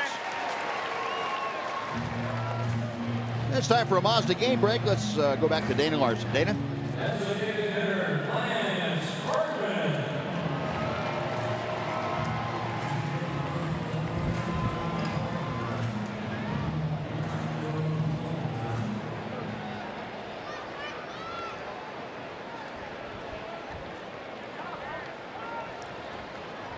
All right, Dana, thank you. Those pitchers, boy, they're coming to play. You see how excited he got from that tag? He doesn't even know Travis Wood. We're brothers now. I can tell you that. Get a grand slam, he'd be part of the pitchers union. Got to be happy for him. I mean, that may be the only one he ever gets. No, I'm extremely happy for him. I can tell. I'm not. It's a dangerous thing, a pitcher with a bat. Yeah, it is. And today you kind of wonder with guys, with the DH starting in the Little League, whether guys know which end to hold. I mean, it's a problem. They got to come with instructions. This end up or something like that. Basically, Wash tells the pitchers, do anything you want, just don't get hurt. Yeah. Berkman fouls the next pitch back, and it's a ball and 2 strikes. Hopefully get a bunt down if it's in order. Well, the guy that's hitting the ball pretty good this year is Scott Feldman. Got that big hit against us. He's had a few other big hits over there. So it's 5-4, having a nice season for the Cubs.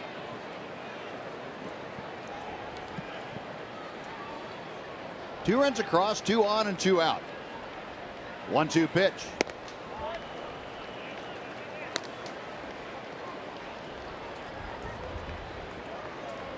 Berkman 1 for 3 today. He's had a first inning single. Since then has flied out a couple of times. Rangers have scored in every inning except the first. And ball 3. Oh, with 2 outs, Miguel Montero telling everybody he's going to wind it up at first base. David Murphy will be off and moving with the 3-2 pitch. And if Lance Berkman is able to keep this inning going, Adrian Beltre will get a shot here in the 5th inning.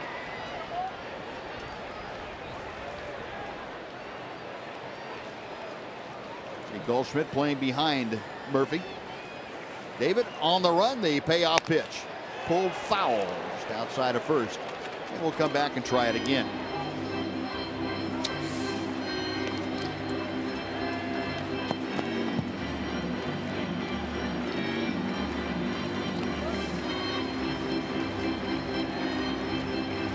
Will Harris, right-hander who we saw during that double dip on Monday in Phoenix.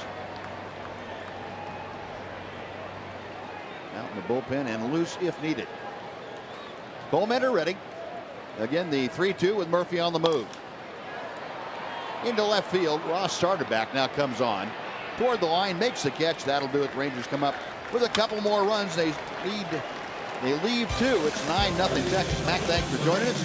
We will see you after the ball game on Rangers Live.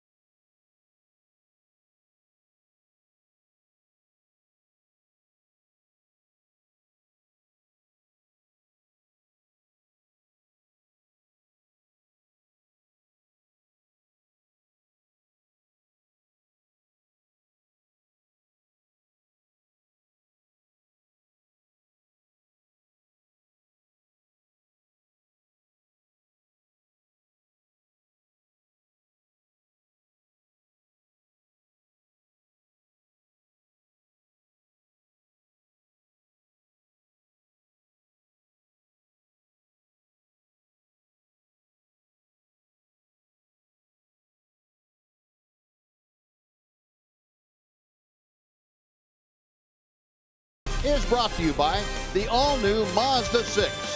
When you change everything, you change everything.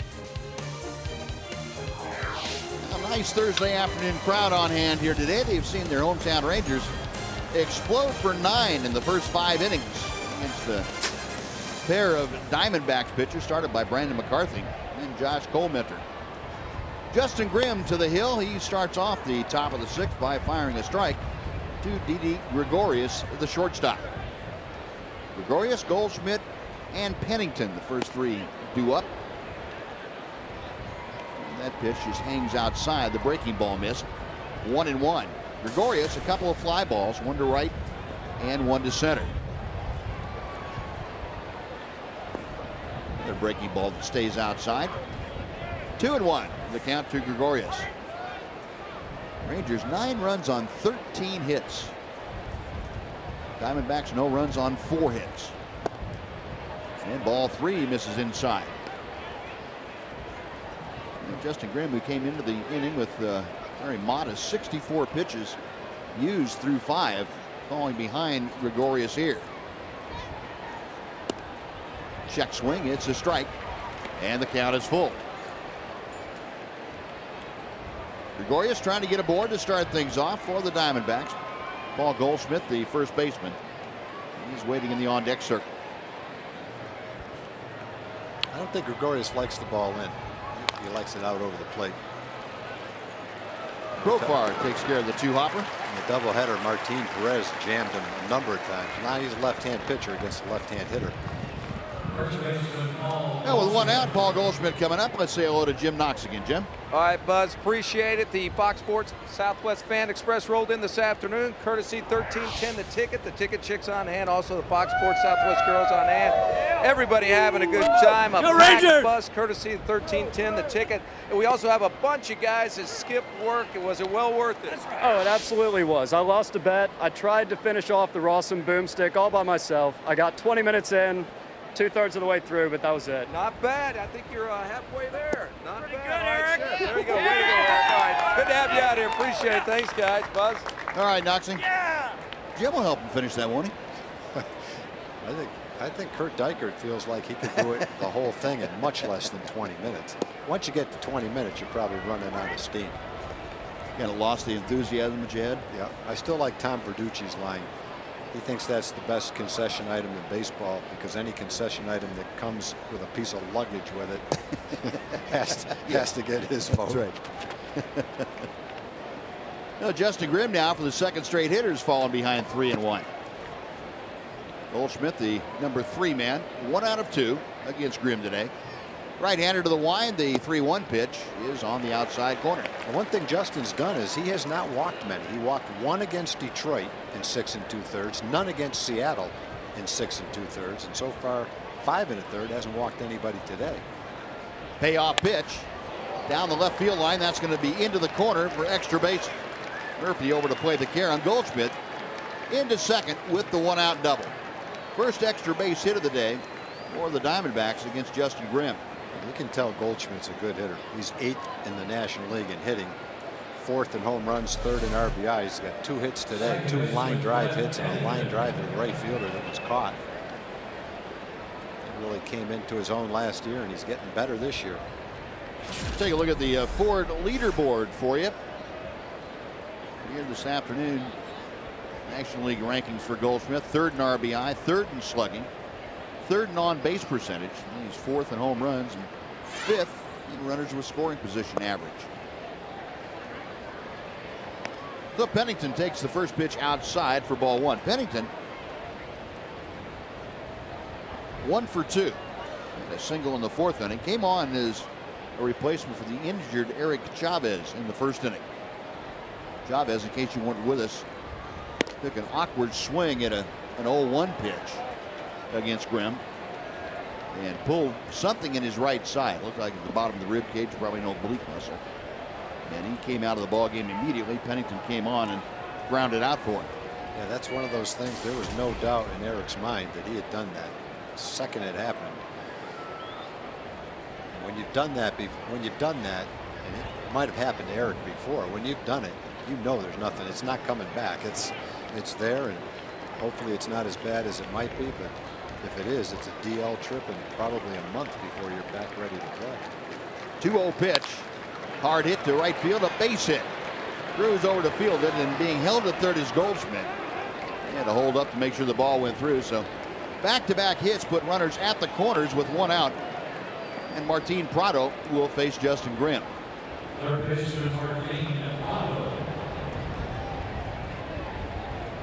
Now in the 4th inning, the Diamondbacks had back-to-back hits. They were both singles. And, Grimm able to come back and get Prado and Montero in that frame. And a similar situation here in the 6th inning. Mike Maddox out to have a chat with his right-hander.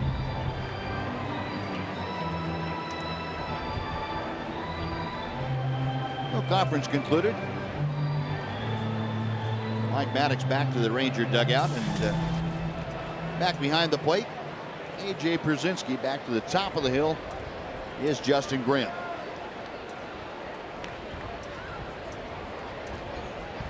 Prado has twice flied to right field today.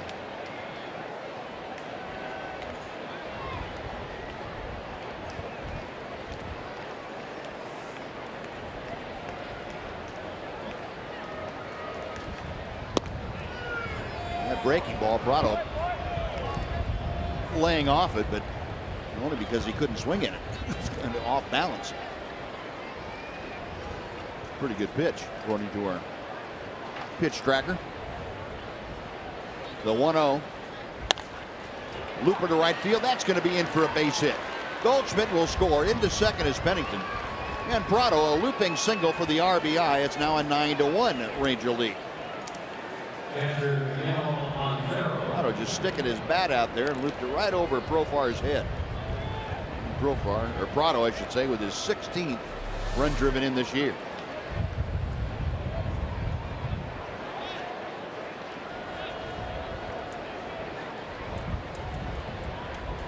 So now 1st and 2nd, still just 1 out after 3 consecutive hits. Miguel Montero, who has twice struck out.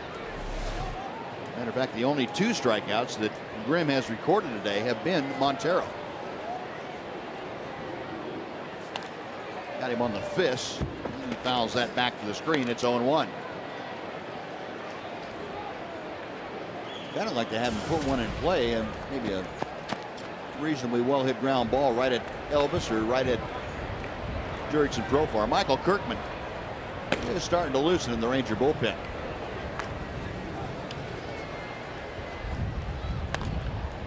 That's going to loop into center field for a base hit. the sign held up at third, and now after the ball gets by Leonis Martin, everybody advances 90 feet. In to score is Pennington. On to third, Martin Prado into second. Miguel Montero. It's a 9-2 Ranger lead with second and third, and still just one out. Yeah, that play in center field drive Ron Washington crazy. It's a simple, slowly hit ball that there's no reason to boot that ball. You boot the ball, run's going to score, but now it's second and third. The double play's not in order. Nothing tricky about it. It's just a careless play that you need to eliminate from your repertoire to be an everyday successful major league player. And that's a youthful, careless mistake that you have to correct. He just took his eyes off looking at the runner. There's no play. You're not going to throw the guy out at the plate. The guy from second is not going to try to go to third. So make sure you catch the ball. Slow roller out to second. That's going to score another run. Profar up.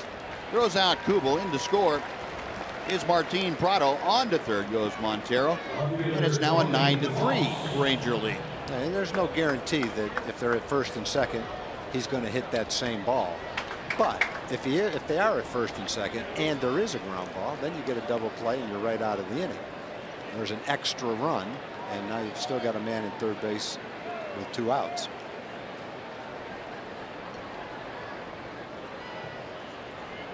So Cody Ross now will step in to face Grimm for the third time today. Ross has grounded out both times, and he's faced a right-hander and fouls the first pitch out of play. It is 0-1.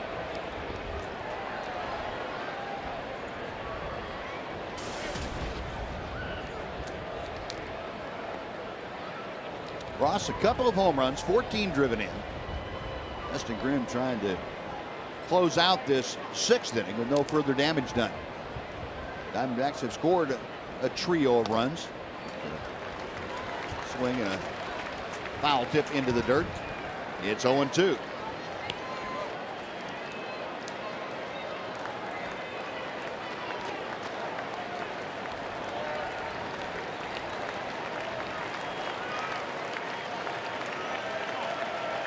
Ross back into the batter's box. Justin Grimm peering in for the sign. Right-hander okays one. He's set to work.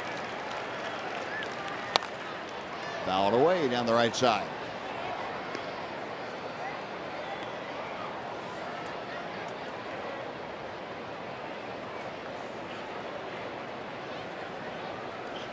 Diamondbacks have 7 of their 8 hits in the last 3 innings.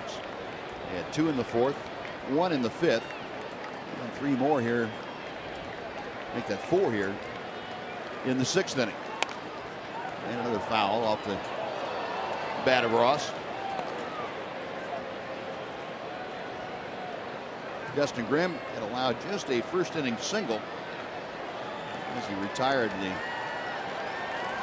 next 11 men in a row.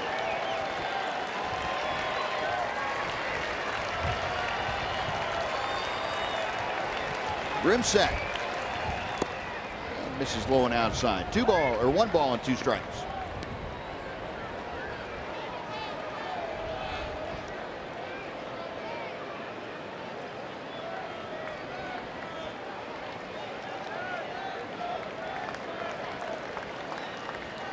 And the next pitch to Ross.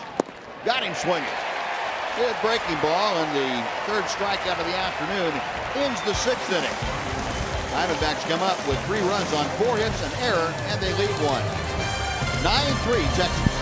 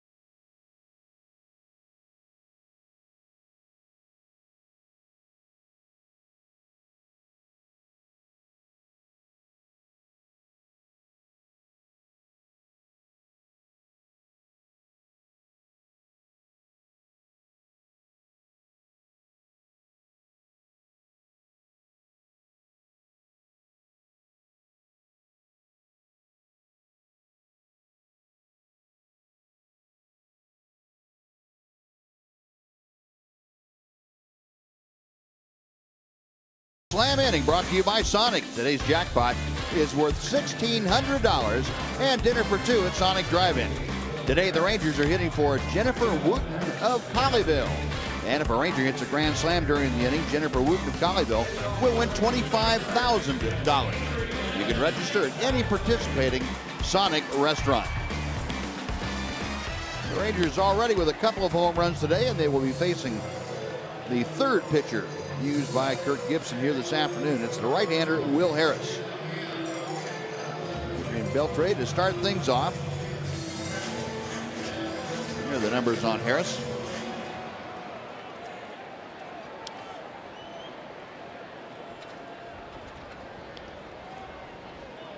Rangers saw Harris down in Phoenix on Monday.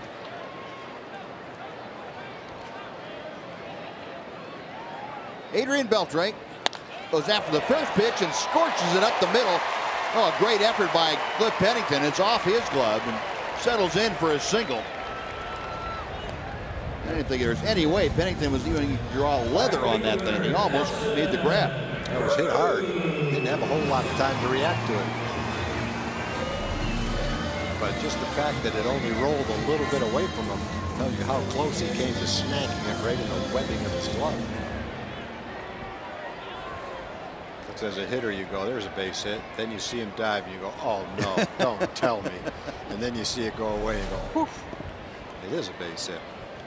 Now Nelly Cruz will face Harris. The right-hander deals strike one.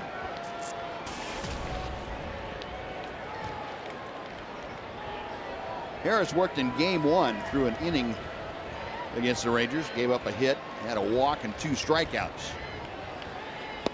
Drops in that big overhand curveball. 0-2 to Cruz.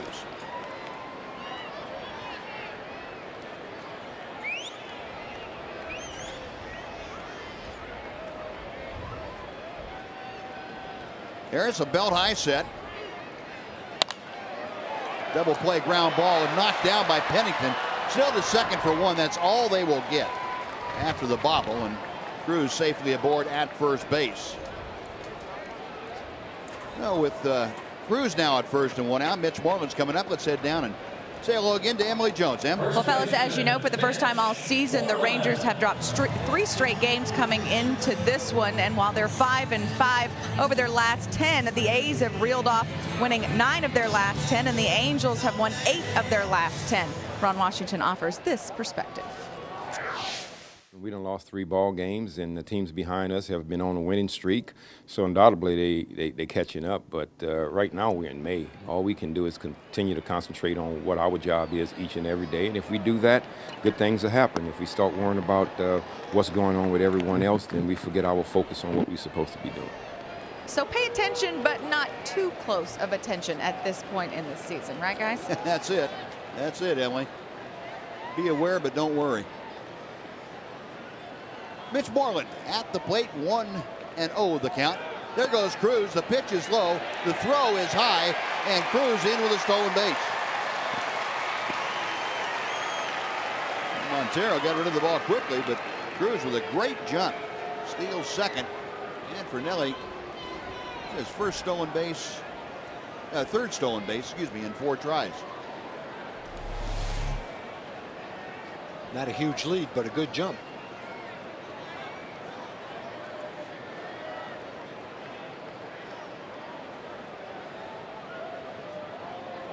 Nelly now in scoring position. Mitch Moreland, count of 2-0 up there, trying to bring Cruz home. Moreland, it is the 11th home run of the year, high off the foul pole right down the right field line. That was back in the 3rd inning, capped off a 4-run outburst for the Rangers in that frame. Time called as Harris taking a little too long. Mitch has also been hit by a pitch, came around to score in the 5th inning.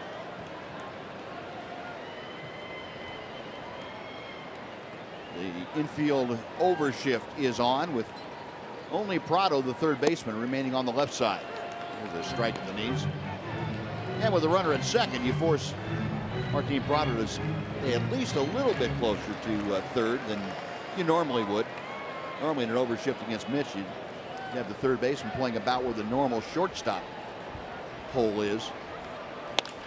Up the middle. Oh my goodness, Harris kept it off his kneecap and gloved it throughout Moreland. That's out number 2. Well, Gregorius was right behind second base, so it didn't matter whether he caught it or not. I guess what you hope is he knocks it down and rolls away and you can beat it out at first base.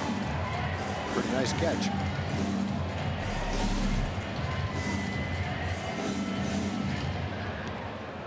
Ball was had a little steam on it too. Yeah. So 2 gone. Here is A.J. Pierzynski, who's 1 for 3. Might have kept it from hitting the inside of his right knee. A.J. an RBI double in the 2nd inning. Big breaking ball hangs outside for ball 1. Pierzynski now with 15 RBI. And that batting average, as you see, at .276.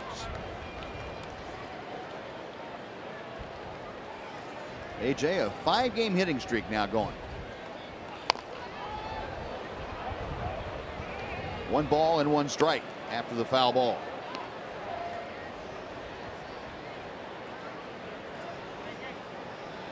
Michael Kirkman still throwing in the Ranger bullpen, although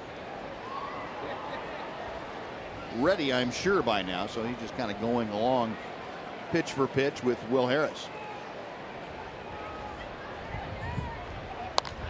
Hard hit ball, but right at Pennington, the second baseman.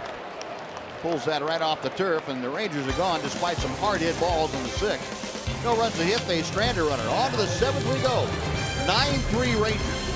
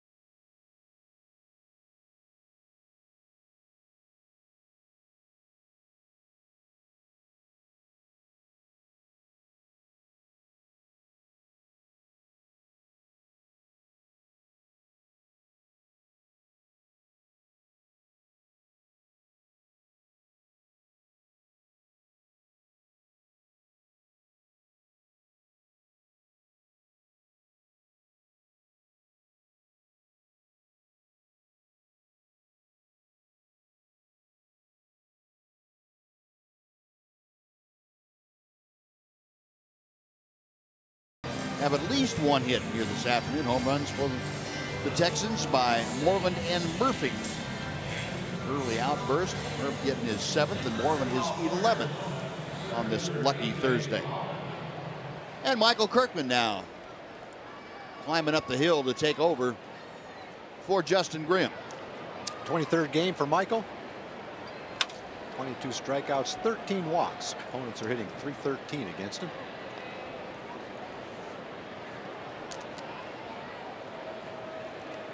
First pitch of the 7th inning to A.J. Pollock is in there for strike 1.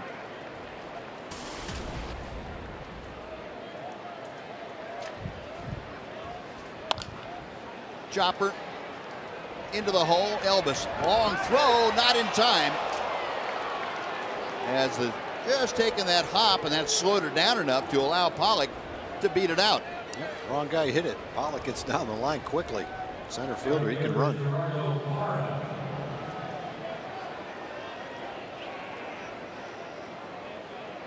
Well, was getting a little encouragement or something like that from Adrian.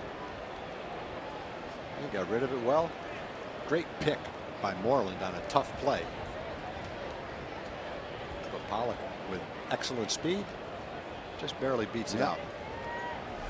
So leadoff infield single. Now back to the top of the order. Gerardo Parra up there, left-hander against left-hander. And Kirkman's first pitch. Didn't mean to do it. Beltre to second for one. The return not in time. What a nice play by Beltre. Profar couldn't quite get enough on that return throw to complete the double play, but yeah, it was a classic Adrian Beltre. Snap throw from the hip. Almost able to turn it over. A tricky little pickup, too. Not a hard hit ball, but a tricky hop.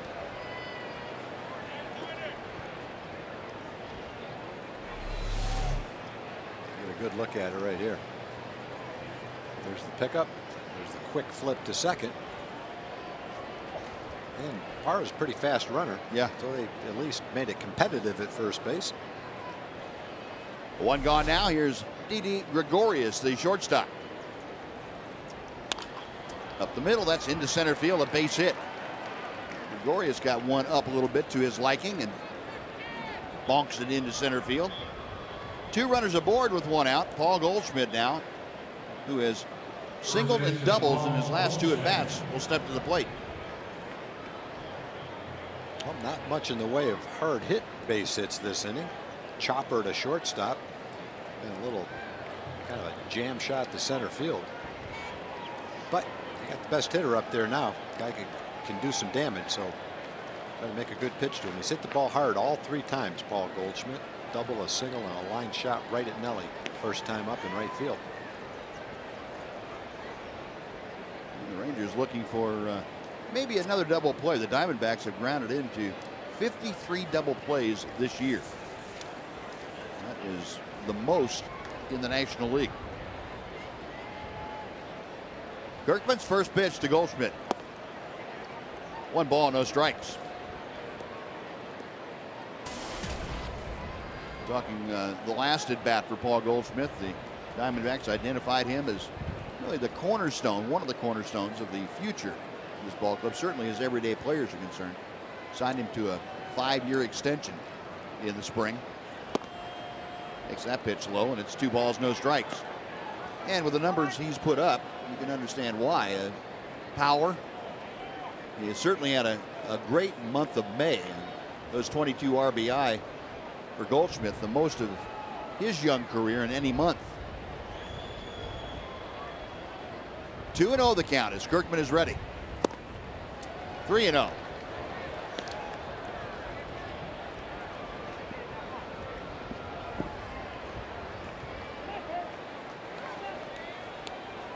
Michael trying to keep that ball in, it looks like, on Goldschmidt.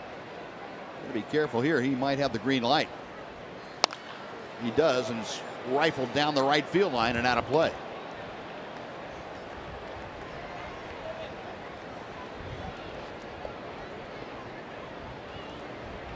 Yeah, generally, I think you'd say we need to get some men on base down by 6 runs, but this is your main threat right here. Guys coming up behind him aren't the same kind of hitters. It's not like you've got Beltre and Cruz and Murphy coming up after him. Kirk Gibson saying, hey, this is my best shot right here. I'm letting him swing. 3-1 pitch fouled away down the right side. Yeah, and don't you think, Tom, if you get your number 3 guy up there and he gets a hit on 3-0, that it kind of energizes everybody else that follows? Yeah, you know, you've got to get 6 runs, so you got to look at it as what are my best chances to score, and with this guy in the bat in his hand, your best chances are letting him swing at the bat. Yeah, if he rips one, then people start to say, whoa, you never know in a game like this. Kirkman to the payoff pitch. Base hit to left field. Guy can hit, boy. Yes, he can.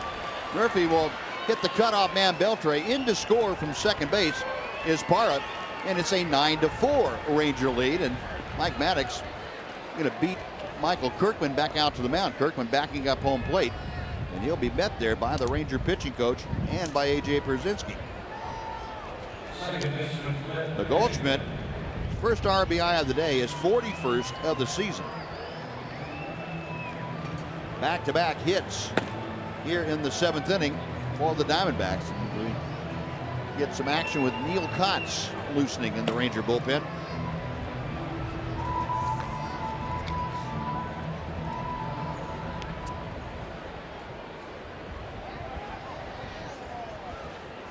conference concluded. Ron Washington probably getting that little uneasy feeling over there on the Ranger bench. These Diamondbacks can put some runs up on the board. You want to nip that in the bud right here. Cliff Pennington turns around to hit from the right side against the left-hander Michael Kirkman and fouls off the first pitch. It's 0-1. For Kirkman now, this is the third outing in his last 4 that he has given up runs. Gave up a run in Oakland in an inning, gave up a run in Seattle in an inning. Pitched a third of an inning in game 2 the other day. There's a fly ball to left field. Murphy has this one measured back to near the warning track, hauls it in. That is out number 2. Everybody stays put, and Martin Prado coming up. Well, fans, get ready for Fox Sports 1. It's America's new 24-hour sports network. Fox Sports 1 will be your home for great live sports, all the news and highlights that you want, and shows and specials that only Fox could bring you. America's new sports network is Fox Sports 1, coming August 17th.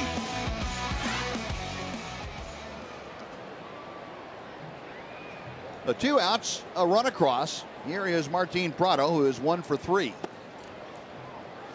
Breaking ball stays outside to the right-handed hitter. Prado an RBI single in the 6th inning.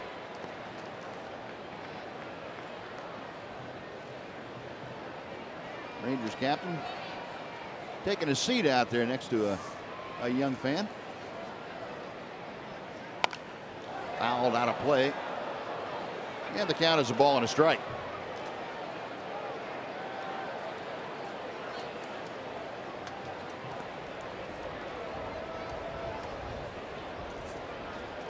Well, one thing that would really help the Rangers' cause is if they had a little more production in the bullpen from the guys that aren't one of the big 3 or 4. Michael Kirkman among those, Joseph Ortiz, Jason Frazier. I'd like to see them get a little more consistency so that when they come in the 6th, 7th, and innings, you're not constantly getting the tail end of your bullpen up. I'd like to see them close out a ball game or 2. Kirkman with the 2-1 pitch.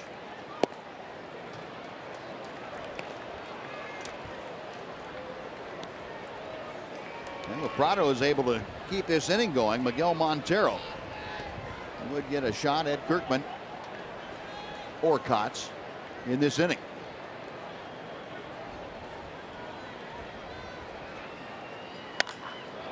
The center field in a hurry is Martin. He can't get there. It's down for a base hit. Around third, coming in to score is Gregorius. On to third goes Goldschmidt, and it's a 9-5 Ranger lead. As the Diamondbacks have gotten to Michael Kirkman for a couple of runs, and that's going to do it for Michael Kirkman. It'll be Neil Kotz to come on to face Miguel Montero. So 4 hits in the inning, and it started off relatively innocent for the Diamondbacks. But they have put a couple on the board there, threatening for more. Neil Kotz coming on while he makes his way in. We'll take a timeout right back after this on Fox Sports Southwest.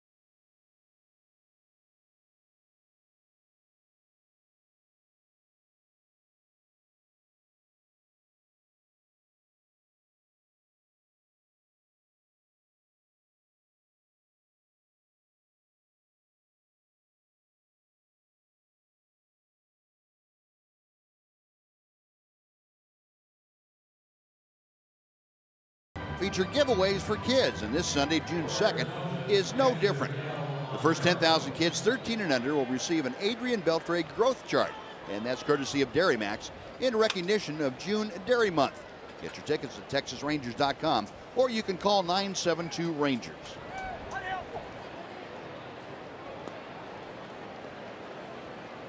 So Neil Cott's on now, and he has been a lifesaver of late.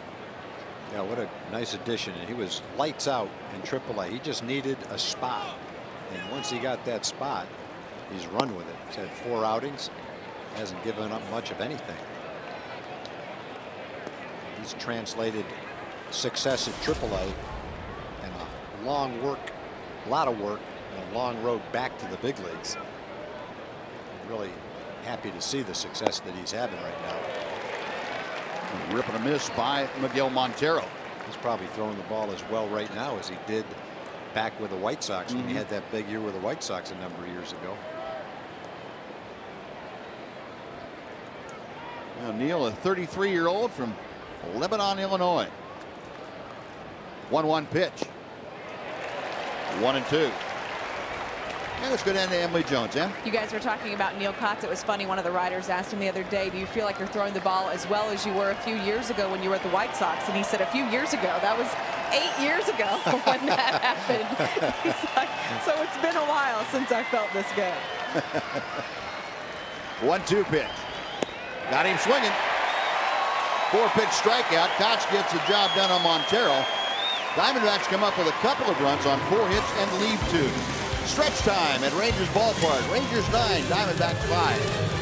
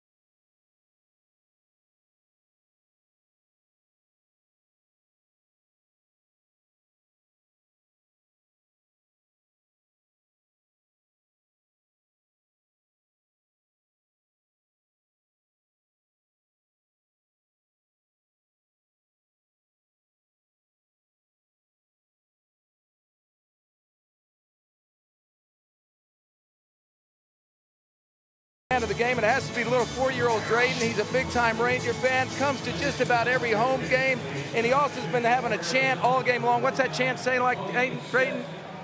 Let's go, Rangers! There we go, Drayton. Way to go, buddy. Here's the progressive bat. Keep up the good work, buddy. Great job here in left center. All right, Noxie, thank you. Yeah, that's the best Let's Go Rangers I've heard. Well, Tony Sipp, the 29-year-old left-hander, on now to start the bottom of the 7th. Sipp appearing in his 23rd ball game, a .491 earned run average. Primarily a left-handed specialist, as you can tell. The innings worked considerably less than his number of games, but he's facing Jurickson Profar to start things off, and Profar takes a strike. Jurickson 2 for 3 today. He has singled a couple of times and scored a run. Rangers with 14 hits. Diamondbacks, after being taken care of early by Justin Grimm have come back now. They have a dozen hits. There's a breaking ball from Sipp. It's in. It's 0-2.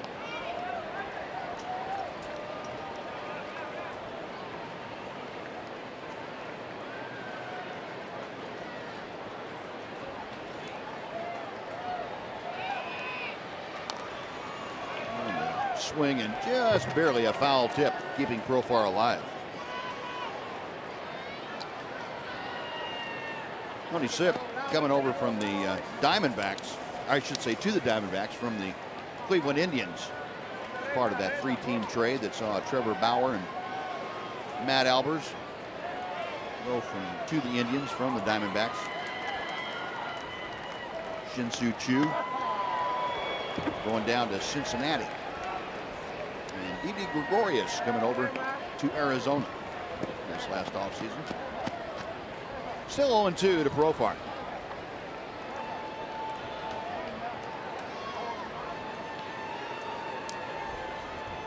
Sipp the last 3 years with Cleveland appeared in 70, 69, and 63 games. So the manager's not afraid to trot him out there quite often. That pitch fouled away.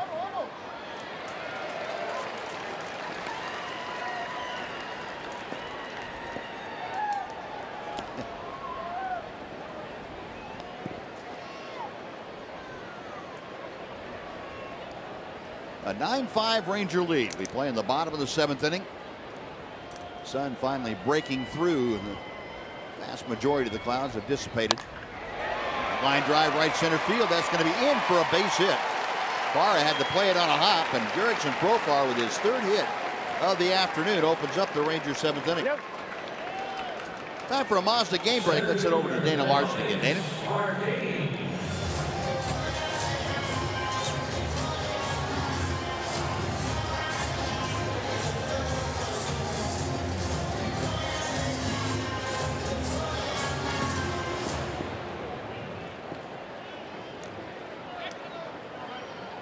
All right, Dana, thank you.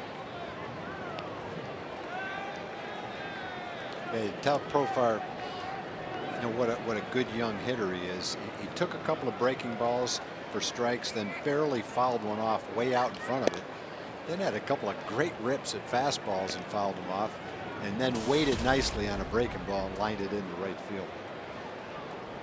And Leonys Martin now and staying in the ball game, and sometimes Ron Washington will hit for Martin late in the ball game when the left-hander gets in the mound and use Gentry. But 2 out of 3 is Martin, and Leonys getting a shot at Sipp here in the 7th inning. That 3rd hit for Profar, by the way, is new career high in hits in a game for the young infielder. 3 of them here this afternoon. 2 balls, no strikes. Tony Sipp set. Would have ripped the fastball, and it's fouled off to the left.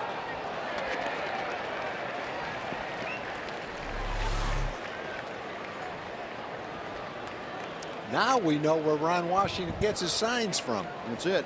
They come from the U.S. military. What's that guy doing? He's dead serious. Maybe he's the base 3rd base coach. Well, he wasn't smiling. Maybe he's practicing. Out of play. 2-2.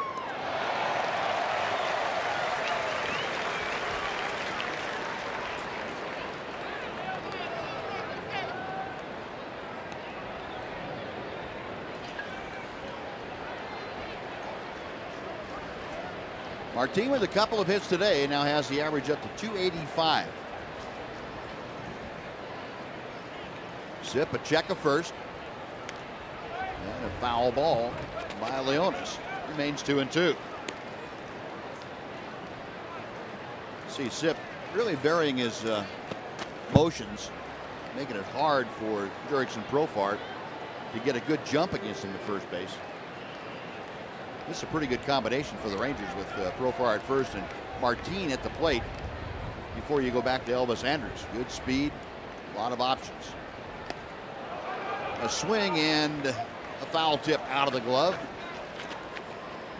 And Montero will come back and try it again.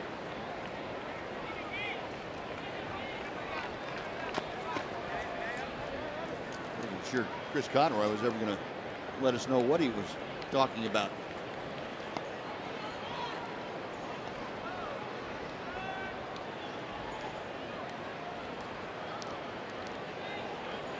Zip ready once again.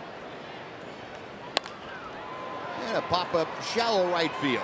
Parra plenty of time to come in and get himself underneath it. That is out number one, and it will take the Rangers back to Elvis Andrus at the top of the order. Shortstop, Elvis Andrus. So Zip retires the left-handed hitting Leonis Martin. Now Elvis, who had a big 2-run single his last time up, that was back in the 5th inning.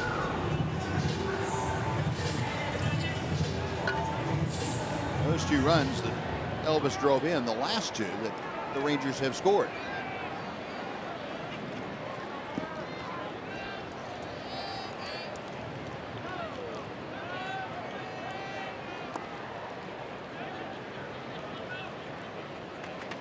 One ball, no strikes.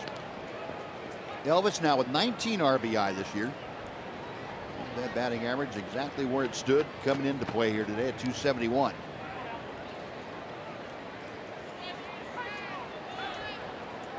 At Profar at first. 1 out, a 1-0 count on Andrus. Off speed, that finds the strike zone. It's 1-1.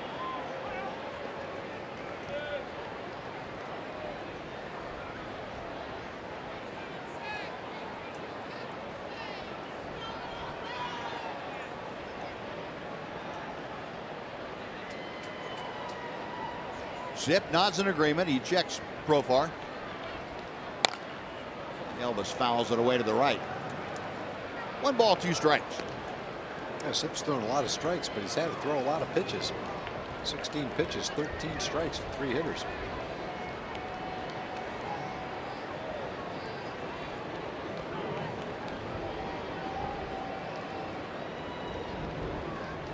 Everybody trying to make him work. Probably a good idea. There's nobody up in the Diamondbacks bullpen. So this inning belongs to Tony Zip. Way inside. Profar going to second. The throw way late. Montero kind of an ill-advised throw as Profar easily into second on the wild pitch. Jurickson in scoring position now for Elvis.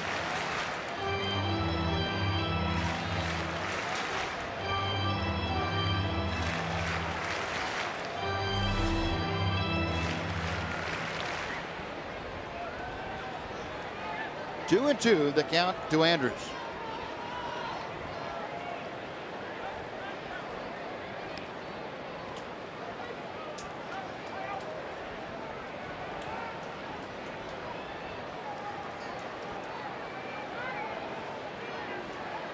Zip a long look in. A series of signs flashed out by Miguel Montero. Got him swinging. Good off-speed pitch, and the strikeout sends Elvis back to the dugout. It'll bring up David Murphy.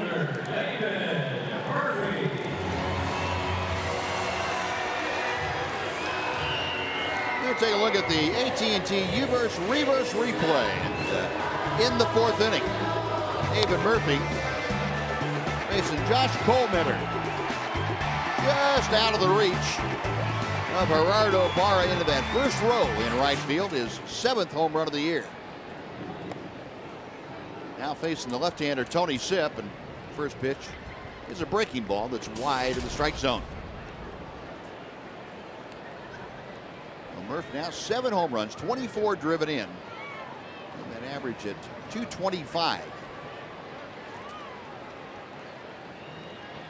Got Profar at second. 2 outs here in the Rangers' 7th inning. Ball 2.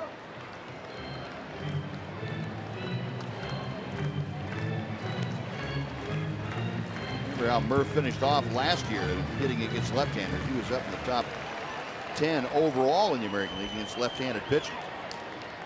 He started off not quite as well this year, but of late he has started driving left-handers the other way again. Check swing. It's a strike. 2-1.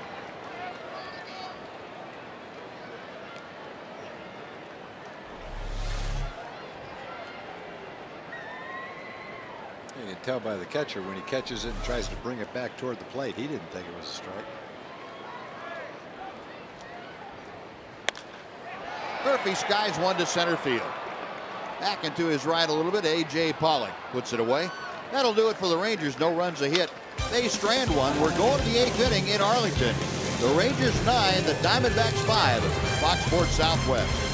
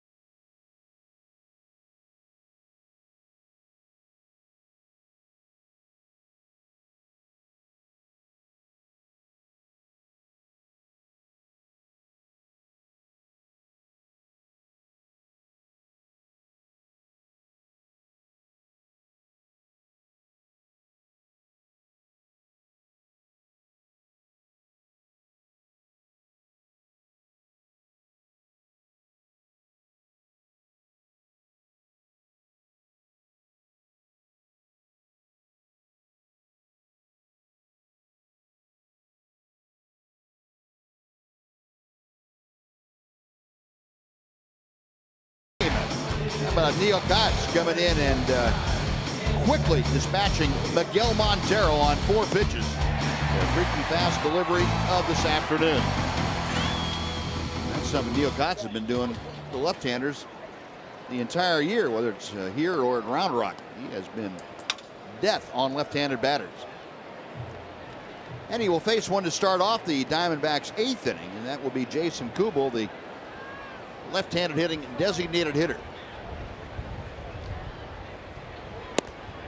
Rip and a miss. They just swing and miss at it when he throws it.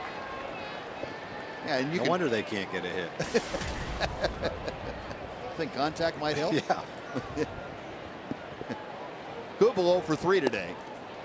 And he looks at a strike at the knees on the outside corner. Kubel drove in a run in the 6th inning with a ground out. His 13th RBI of the year. 0-2 pitch from Kotz. Fouled away to the left.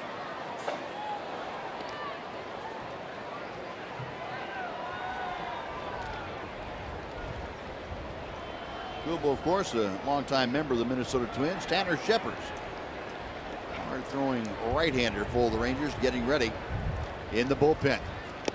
Got him swinging. 2 left-handers, 2 strikeouts for Kotz. 1 gone. Cody Ross coming up. Now let's take a look at the AT&T Twitter poll results. Player of the month for May. 62% of you said Mitch Moreland. A great month. There's no doubt about that. 24% going for Adrian Beltre. 14% for Derek Holland. Appreciate you all throwing out your opinions.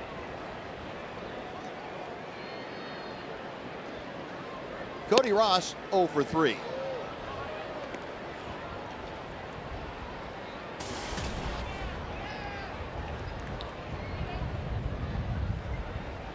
Ross, the last hitter that Justin Grimm faced, chops his next pitch foul.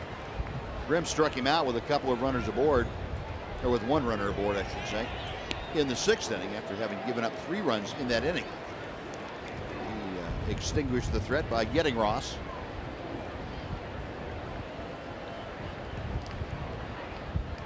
Now Neil Kotz trying to get the number 8 hitter.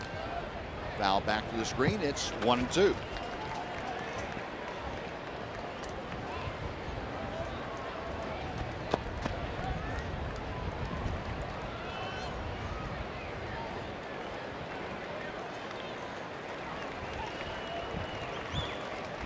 Cody Ross originally with the Detroit Tigers.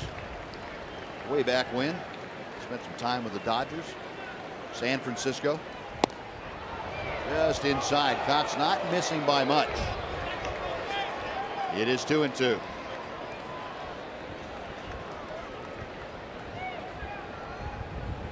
Definitely going for the strikeout right there. Popped that one in at 94 miles an hour, trying to hit the inside corner with it. Got to hit on him the next pitch, and Beltre will trigger the throw across the diamond. That is out number 2. And let's go back down to Emily Jones. Em? Well, guys, a few injury updates to pass along. Some good news and bad news. The bad first, Colby Lewis pulled off of his rehab assignment. He received an injection behind that elbow, not related to the surgery he had last season, but it's a 2-week setback. Same thing for Ian Kinsler. He had a stress reaction in his ribs. He's set back another 2 weeks. Good news, though, Alexia Gondo begins his rehab assignment Friday, which is tomorrow, of course, in Frisco. And because of the extra day of rest yesterday with the rain out, he will be the guy who will start in that next 5 spot in the rotation. So no Martin Perez for right now. It'll be Alexia Gondo going in that spot. All right, Emily, thank you. Well, at least there's some good news on that front anyway. Sorry to hear about Colby's setback. I know it's frustrating for him and for Ian. A.J. Pollock is 2 for 3 this afternoon. Cox comes up and in and makes the count 2 balls, no strikes. Pollock the last couple of times up has singled. Last time was an infield single.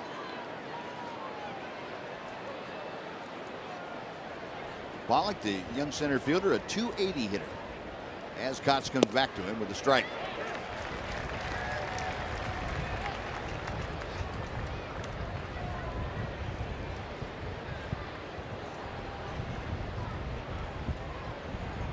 Cox set.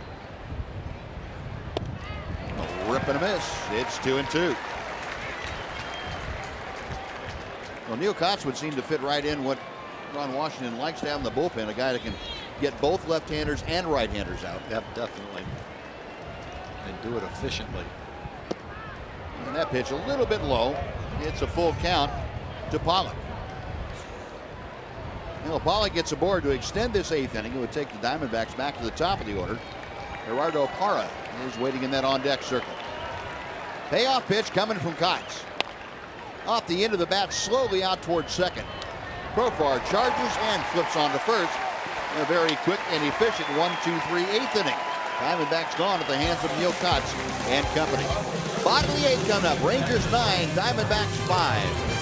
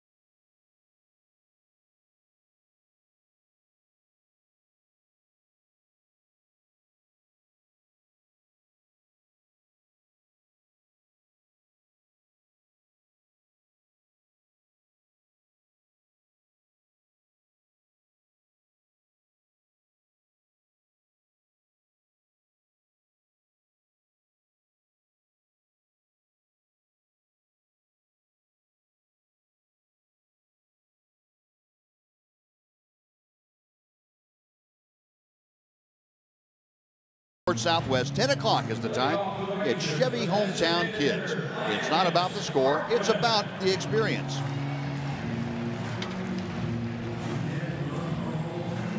Well, the Rangers come to bat in the bottom of the 8th inning. Lance Berkman to start things off, and a new pitcher on the hill, left-hander Matt Reynolds. Berkman turning around to hit from the right side against the left-hander Reynolds, and looks at strike one. We saw Reynolds in the series in Arizona, off to a great start, pitching frequently. Almost half the games he's been in. Nice ERA. 20 strikeouts, only 3 walks. Rip and a miss by Berkman. It's 0-2. Lance 1 for 4 this afternoon. 3 fly balls and a base hit. That was way back in the 1st inning.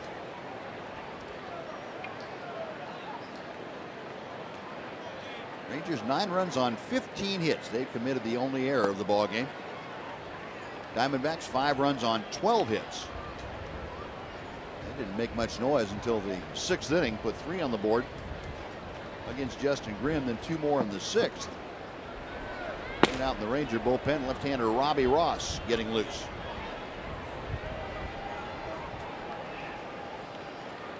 The 1-2 coming. Out to the second baseman Pennington. And Berkman is out number 1. Going to bring up Adrian Beltre.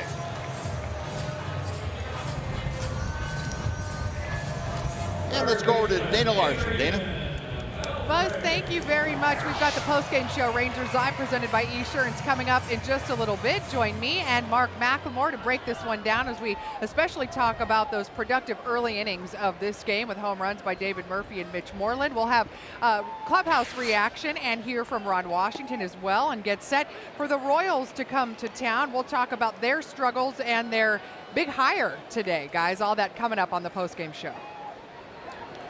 All right, Dana, thanks. Adrian Beltre, a count of no balls and 1 strike. Hit the next one high in the air to right field, going toward the corner. Parra, long run, he dives and made the catch. What a catch. What a play by Gerardo Parra. He's shaken up, but fully outstretched, able to pluck that right off the top of the turf. Buzz, that's the one you were talking about earlier. It got between that gap between the home run porch and the bleachers and down the right field line. Looked like it was going to carry to Parra much further than that, but it got knocked down. So he came over for it and now has to come back in. Dives and makes a beautiful play. Oh, what a play by Gerardo Parra. Covering a lot of ground, and wow. So 2 gone. Here's Nelson Cruz. Nelly is 2 for 4 today. Had a single and a double, an RBI and 2 runs scored his first 2 times up. Since then, he has struck out and been on with the fielder's choice. Ball 2 from Matt Reynolds.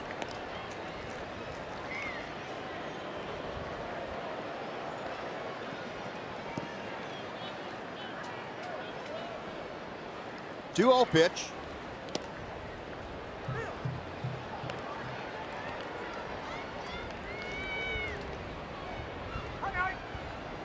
Now Cruz, a .262 hitter as he faces Reynolds with the bases empty and 2 outs. A rip and a miss at the breaking ball. The count is even at 2 balls and 2 strikes.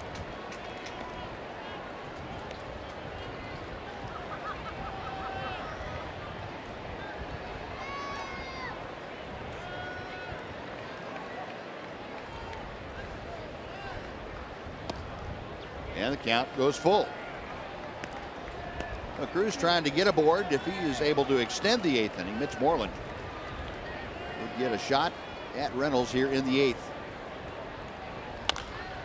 Chopper foul outside third by Gary Pettis and down the line.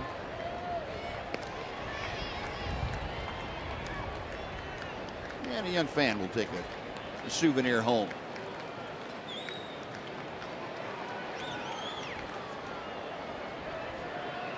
Again, the 3-2.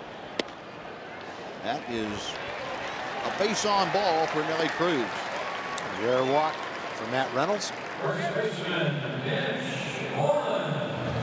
Just the second free pass issued today by the Diamondbacks. Mitch Moreland now to the plate, 1 for 3.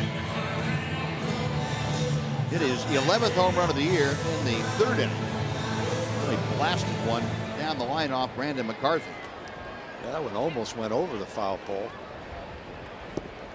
Tough call for the umpire when they go right over the foul pole.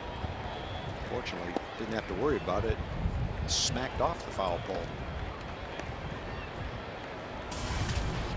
Well, Mitch now, 11 home runs, 26 RBI. Also scored a run when he was hit by a pitch in the 5th inning. Check swing, and the pitch is low. It is 2-0.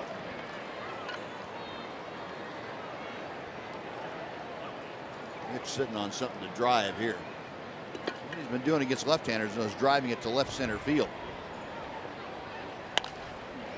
Tried it again and fouled it off to the left.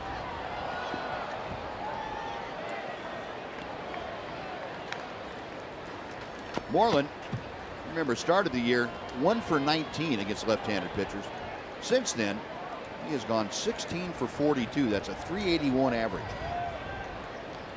Covers the last 20 ball games. Takes a strike, and the count evens at 2-2.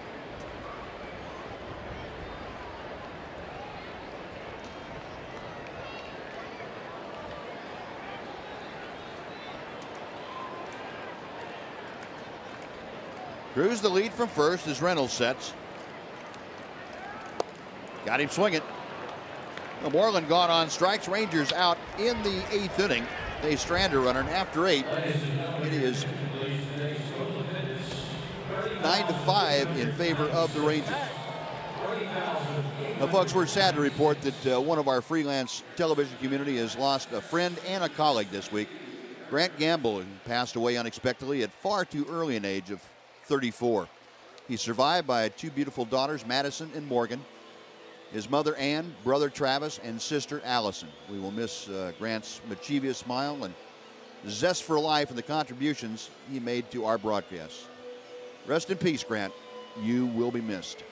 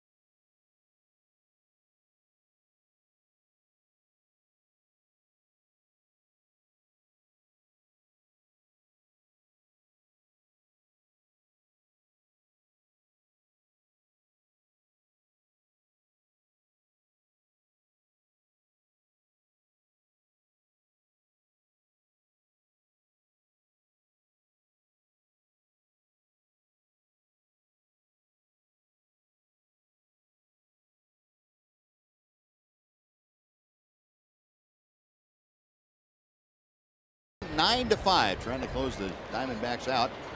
Be right back here at the ballpark tomorrow night on TXA 21, a 7 o'clock start. The Royals come in for 3 games. Weekend set against the Rangers. Royals and Rangers tomorrow night. TXA 21, 7 o'clock. It'll be Derek Holland and Wade Davis starters. And we go to the 9th inning, and Robbie Ross on the hill now, taking over for Neil Kotz. And Robbie with spectacular numbers after 23 games. 0.39 ERA. A lot of innings too, 23 innings. On pace for about 70 innings this year. A strike to Gerardo Parra. Parra 1 for 4. Although he has scored a run, he on via a fielder's choice in the 7th, came around to score. The single came back in the first inning. Ross missing inside. 2 balls and a strike to Parra.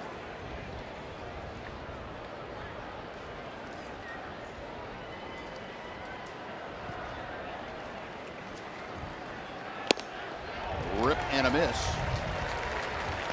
It is 2-2.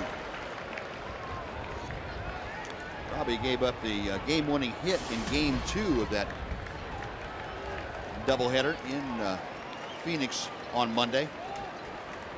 But Cliff Pennington's hit right down the first baseline. A little squibber that got the job done. Down on strikes, Parra. 2-2 fastball thrown right on by Diamondbacks leadoff man. 1 away.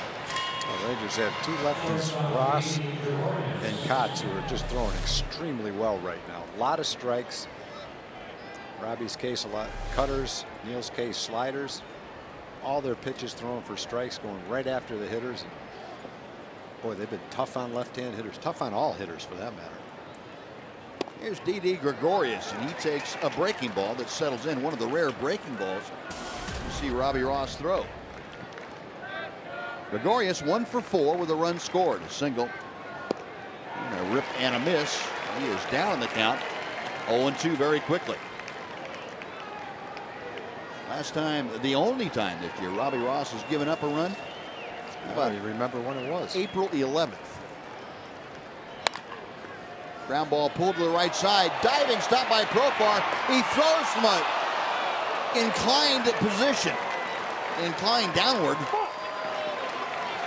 Almost got him. Boy, that's some kind of range. A great get. He wasn't able to turn it into an out, but what a play. And when you watch that ball go off the bat and where he was, you just assume that it's in there for a base hit. And not much you can do to get a lot on that throw. But if it's a slower runner, he's going to make a spectacular play at first. Gregorius runs pretty well. Ground ball up the middle into center field off the bat of Goldschmidt. So back-to-back singles. Gregorius at second now, Goldschmidt at first. And Cliff Pennington is coming up. And Joe Nathan is in the bullpen. It's just become a save situation with 2 on and 1 out here in the 9th inning. Pennington's a switch hitter, and then you've got Prado and left-hand hitters coming up after that, Montero and Kubel. And in the closer's case, you don't really look at lefty-righty. Your closer's going to be the guy that pitches to end the game no matter who's hitting. Pennington is 2 for 4 today. Fouls off the first pitch to the right. It is 0-1. Pennington came in for Eric Chavez, who strained a right oblique muscle back in the first inning on tried to check a swing and couldn't do it. Pulled that muscle on his right side of his rib cage. Ground ball could be 2. Profar, Andrews, back to first, double play. And that will do it as the Rangers turn it 4-6-3. Robbie Ross works around a couple of singles in the 9th inning, and the Ranger 3-game losing streak is history. Hugs from David Murphy for Leonis Martin and Deli Cruz, the outfield happy, going in to say nice going to the infield as the Rangers come back to win here at home. The final 9-5. Rangers with 15 hits this afternoon, 14 hits for the Diamondbacks, but they were held to 5 runs. The Rangers get their 33rd victory of the year. I mentioned snapping that 3-game losing streak. The Rangers now 33-20. Well, the double play and took care of things. Yeah, it's one. It's good that Robbie couldn't get to that ball because it turned out to be a much easier play for Jurickson and Elvis. About as routine as you can make one. Well, a couple of home runs today. One of the guys that hit a home run standing by with Emily Jones. Em? Thank you very much, David Murphy. A good day for you guys overall as an offense and a great performance by the pitching staff as well, in particular Justin Grimm. Definitely. Justin Grimm did a great job just like he's been doing. Just a well-balanced offensive attack. You know, just talk about the run support early for a guy like him or any pitcher for that matter. I think a young guy, anytime we can get runs early, it's always going to settle him in a little bit. It's going to give him the ability to go out there and pound the strike zone and get quick, easy outs. Seems like that 2-hole's been treating you pretty good. Anything to that? No, I think it's kind of coincidental. You know, I think the good part of it is just I'm kind of in the middle of the action. There's always going to be something going on with so many good hitters around me. And other than that, just starting to feel like myself again. And then finally, Murph, just being home. This team plays so well on the road as well, but it's in particular here at home. You just can't say enough about sleeping in your own bed at night. And you know, it's always great and comfortable playing in your home ballpark. All right, Murph, congratulations on the win. Thanks for the time. We appreciate it. Fellas, we'll send it back up to you. All right, Emily, thank you. Well, a good win today for the Rangers, and some thump in the middle of the order. David Murphy and Mitch Moreland going deep. Rangers win it 9-5. Justin Grimm, the winner, he goes to 5-3. Texas Rangers baseball on Fox Sports Southwest is brought to you by Ford. Take the EcoBoost Challenge at your Texas Ford dealer. Ford is the best in Texas. And by AT&T UVerse TV. Check availability at 1-800-PIC-ATT. Rethink possible.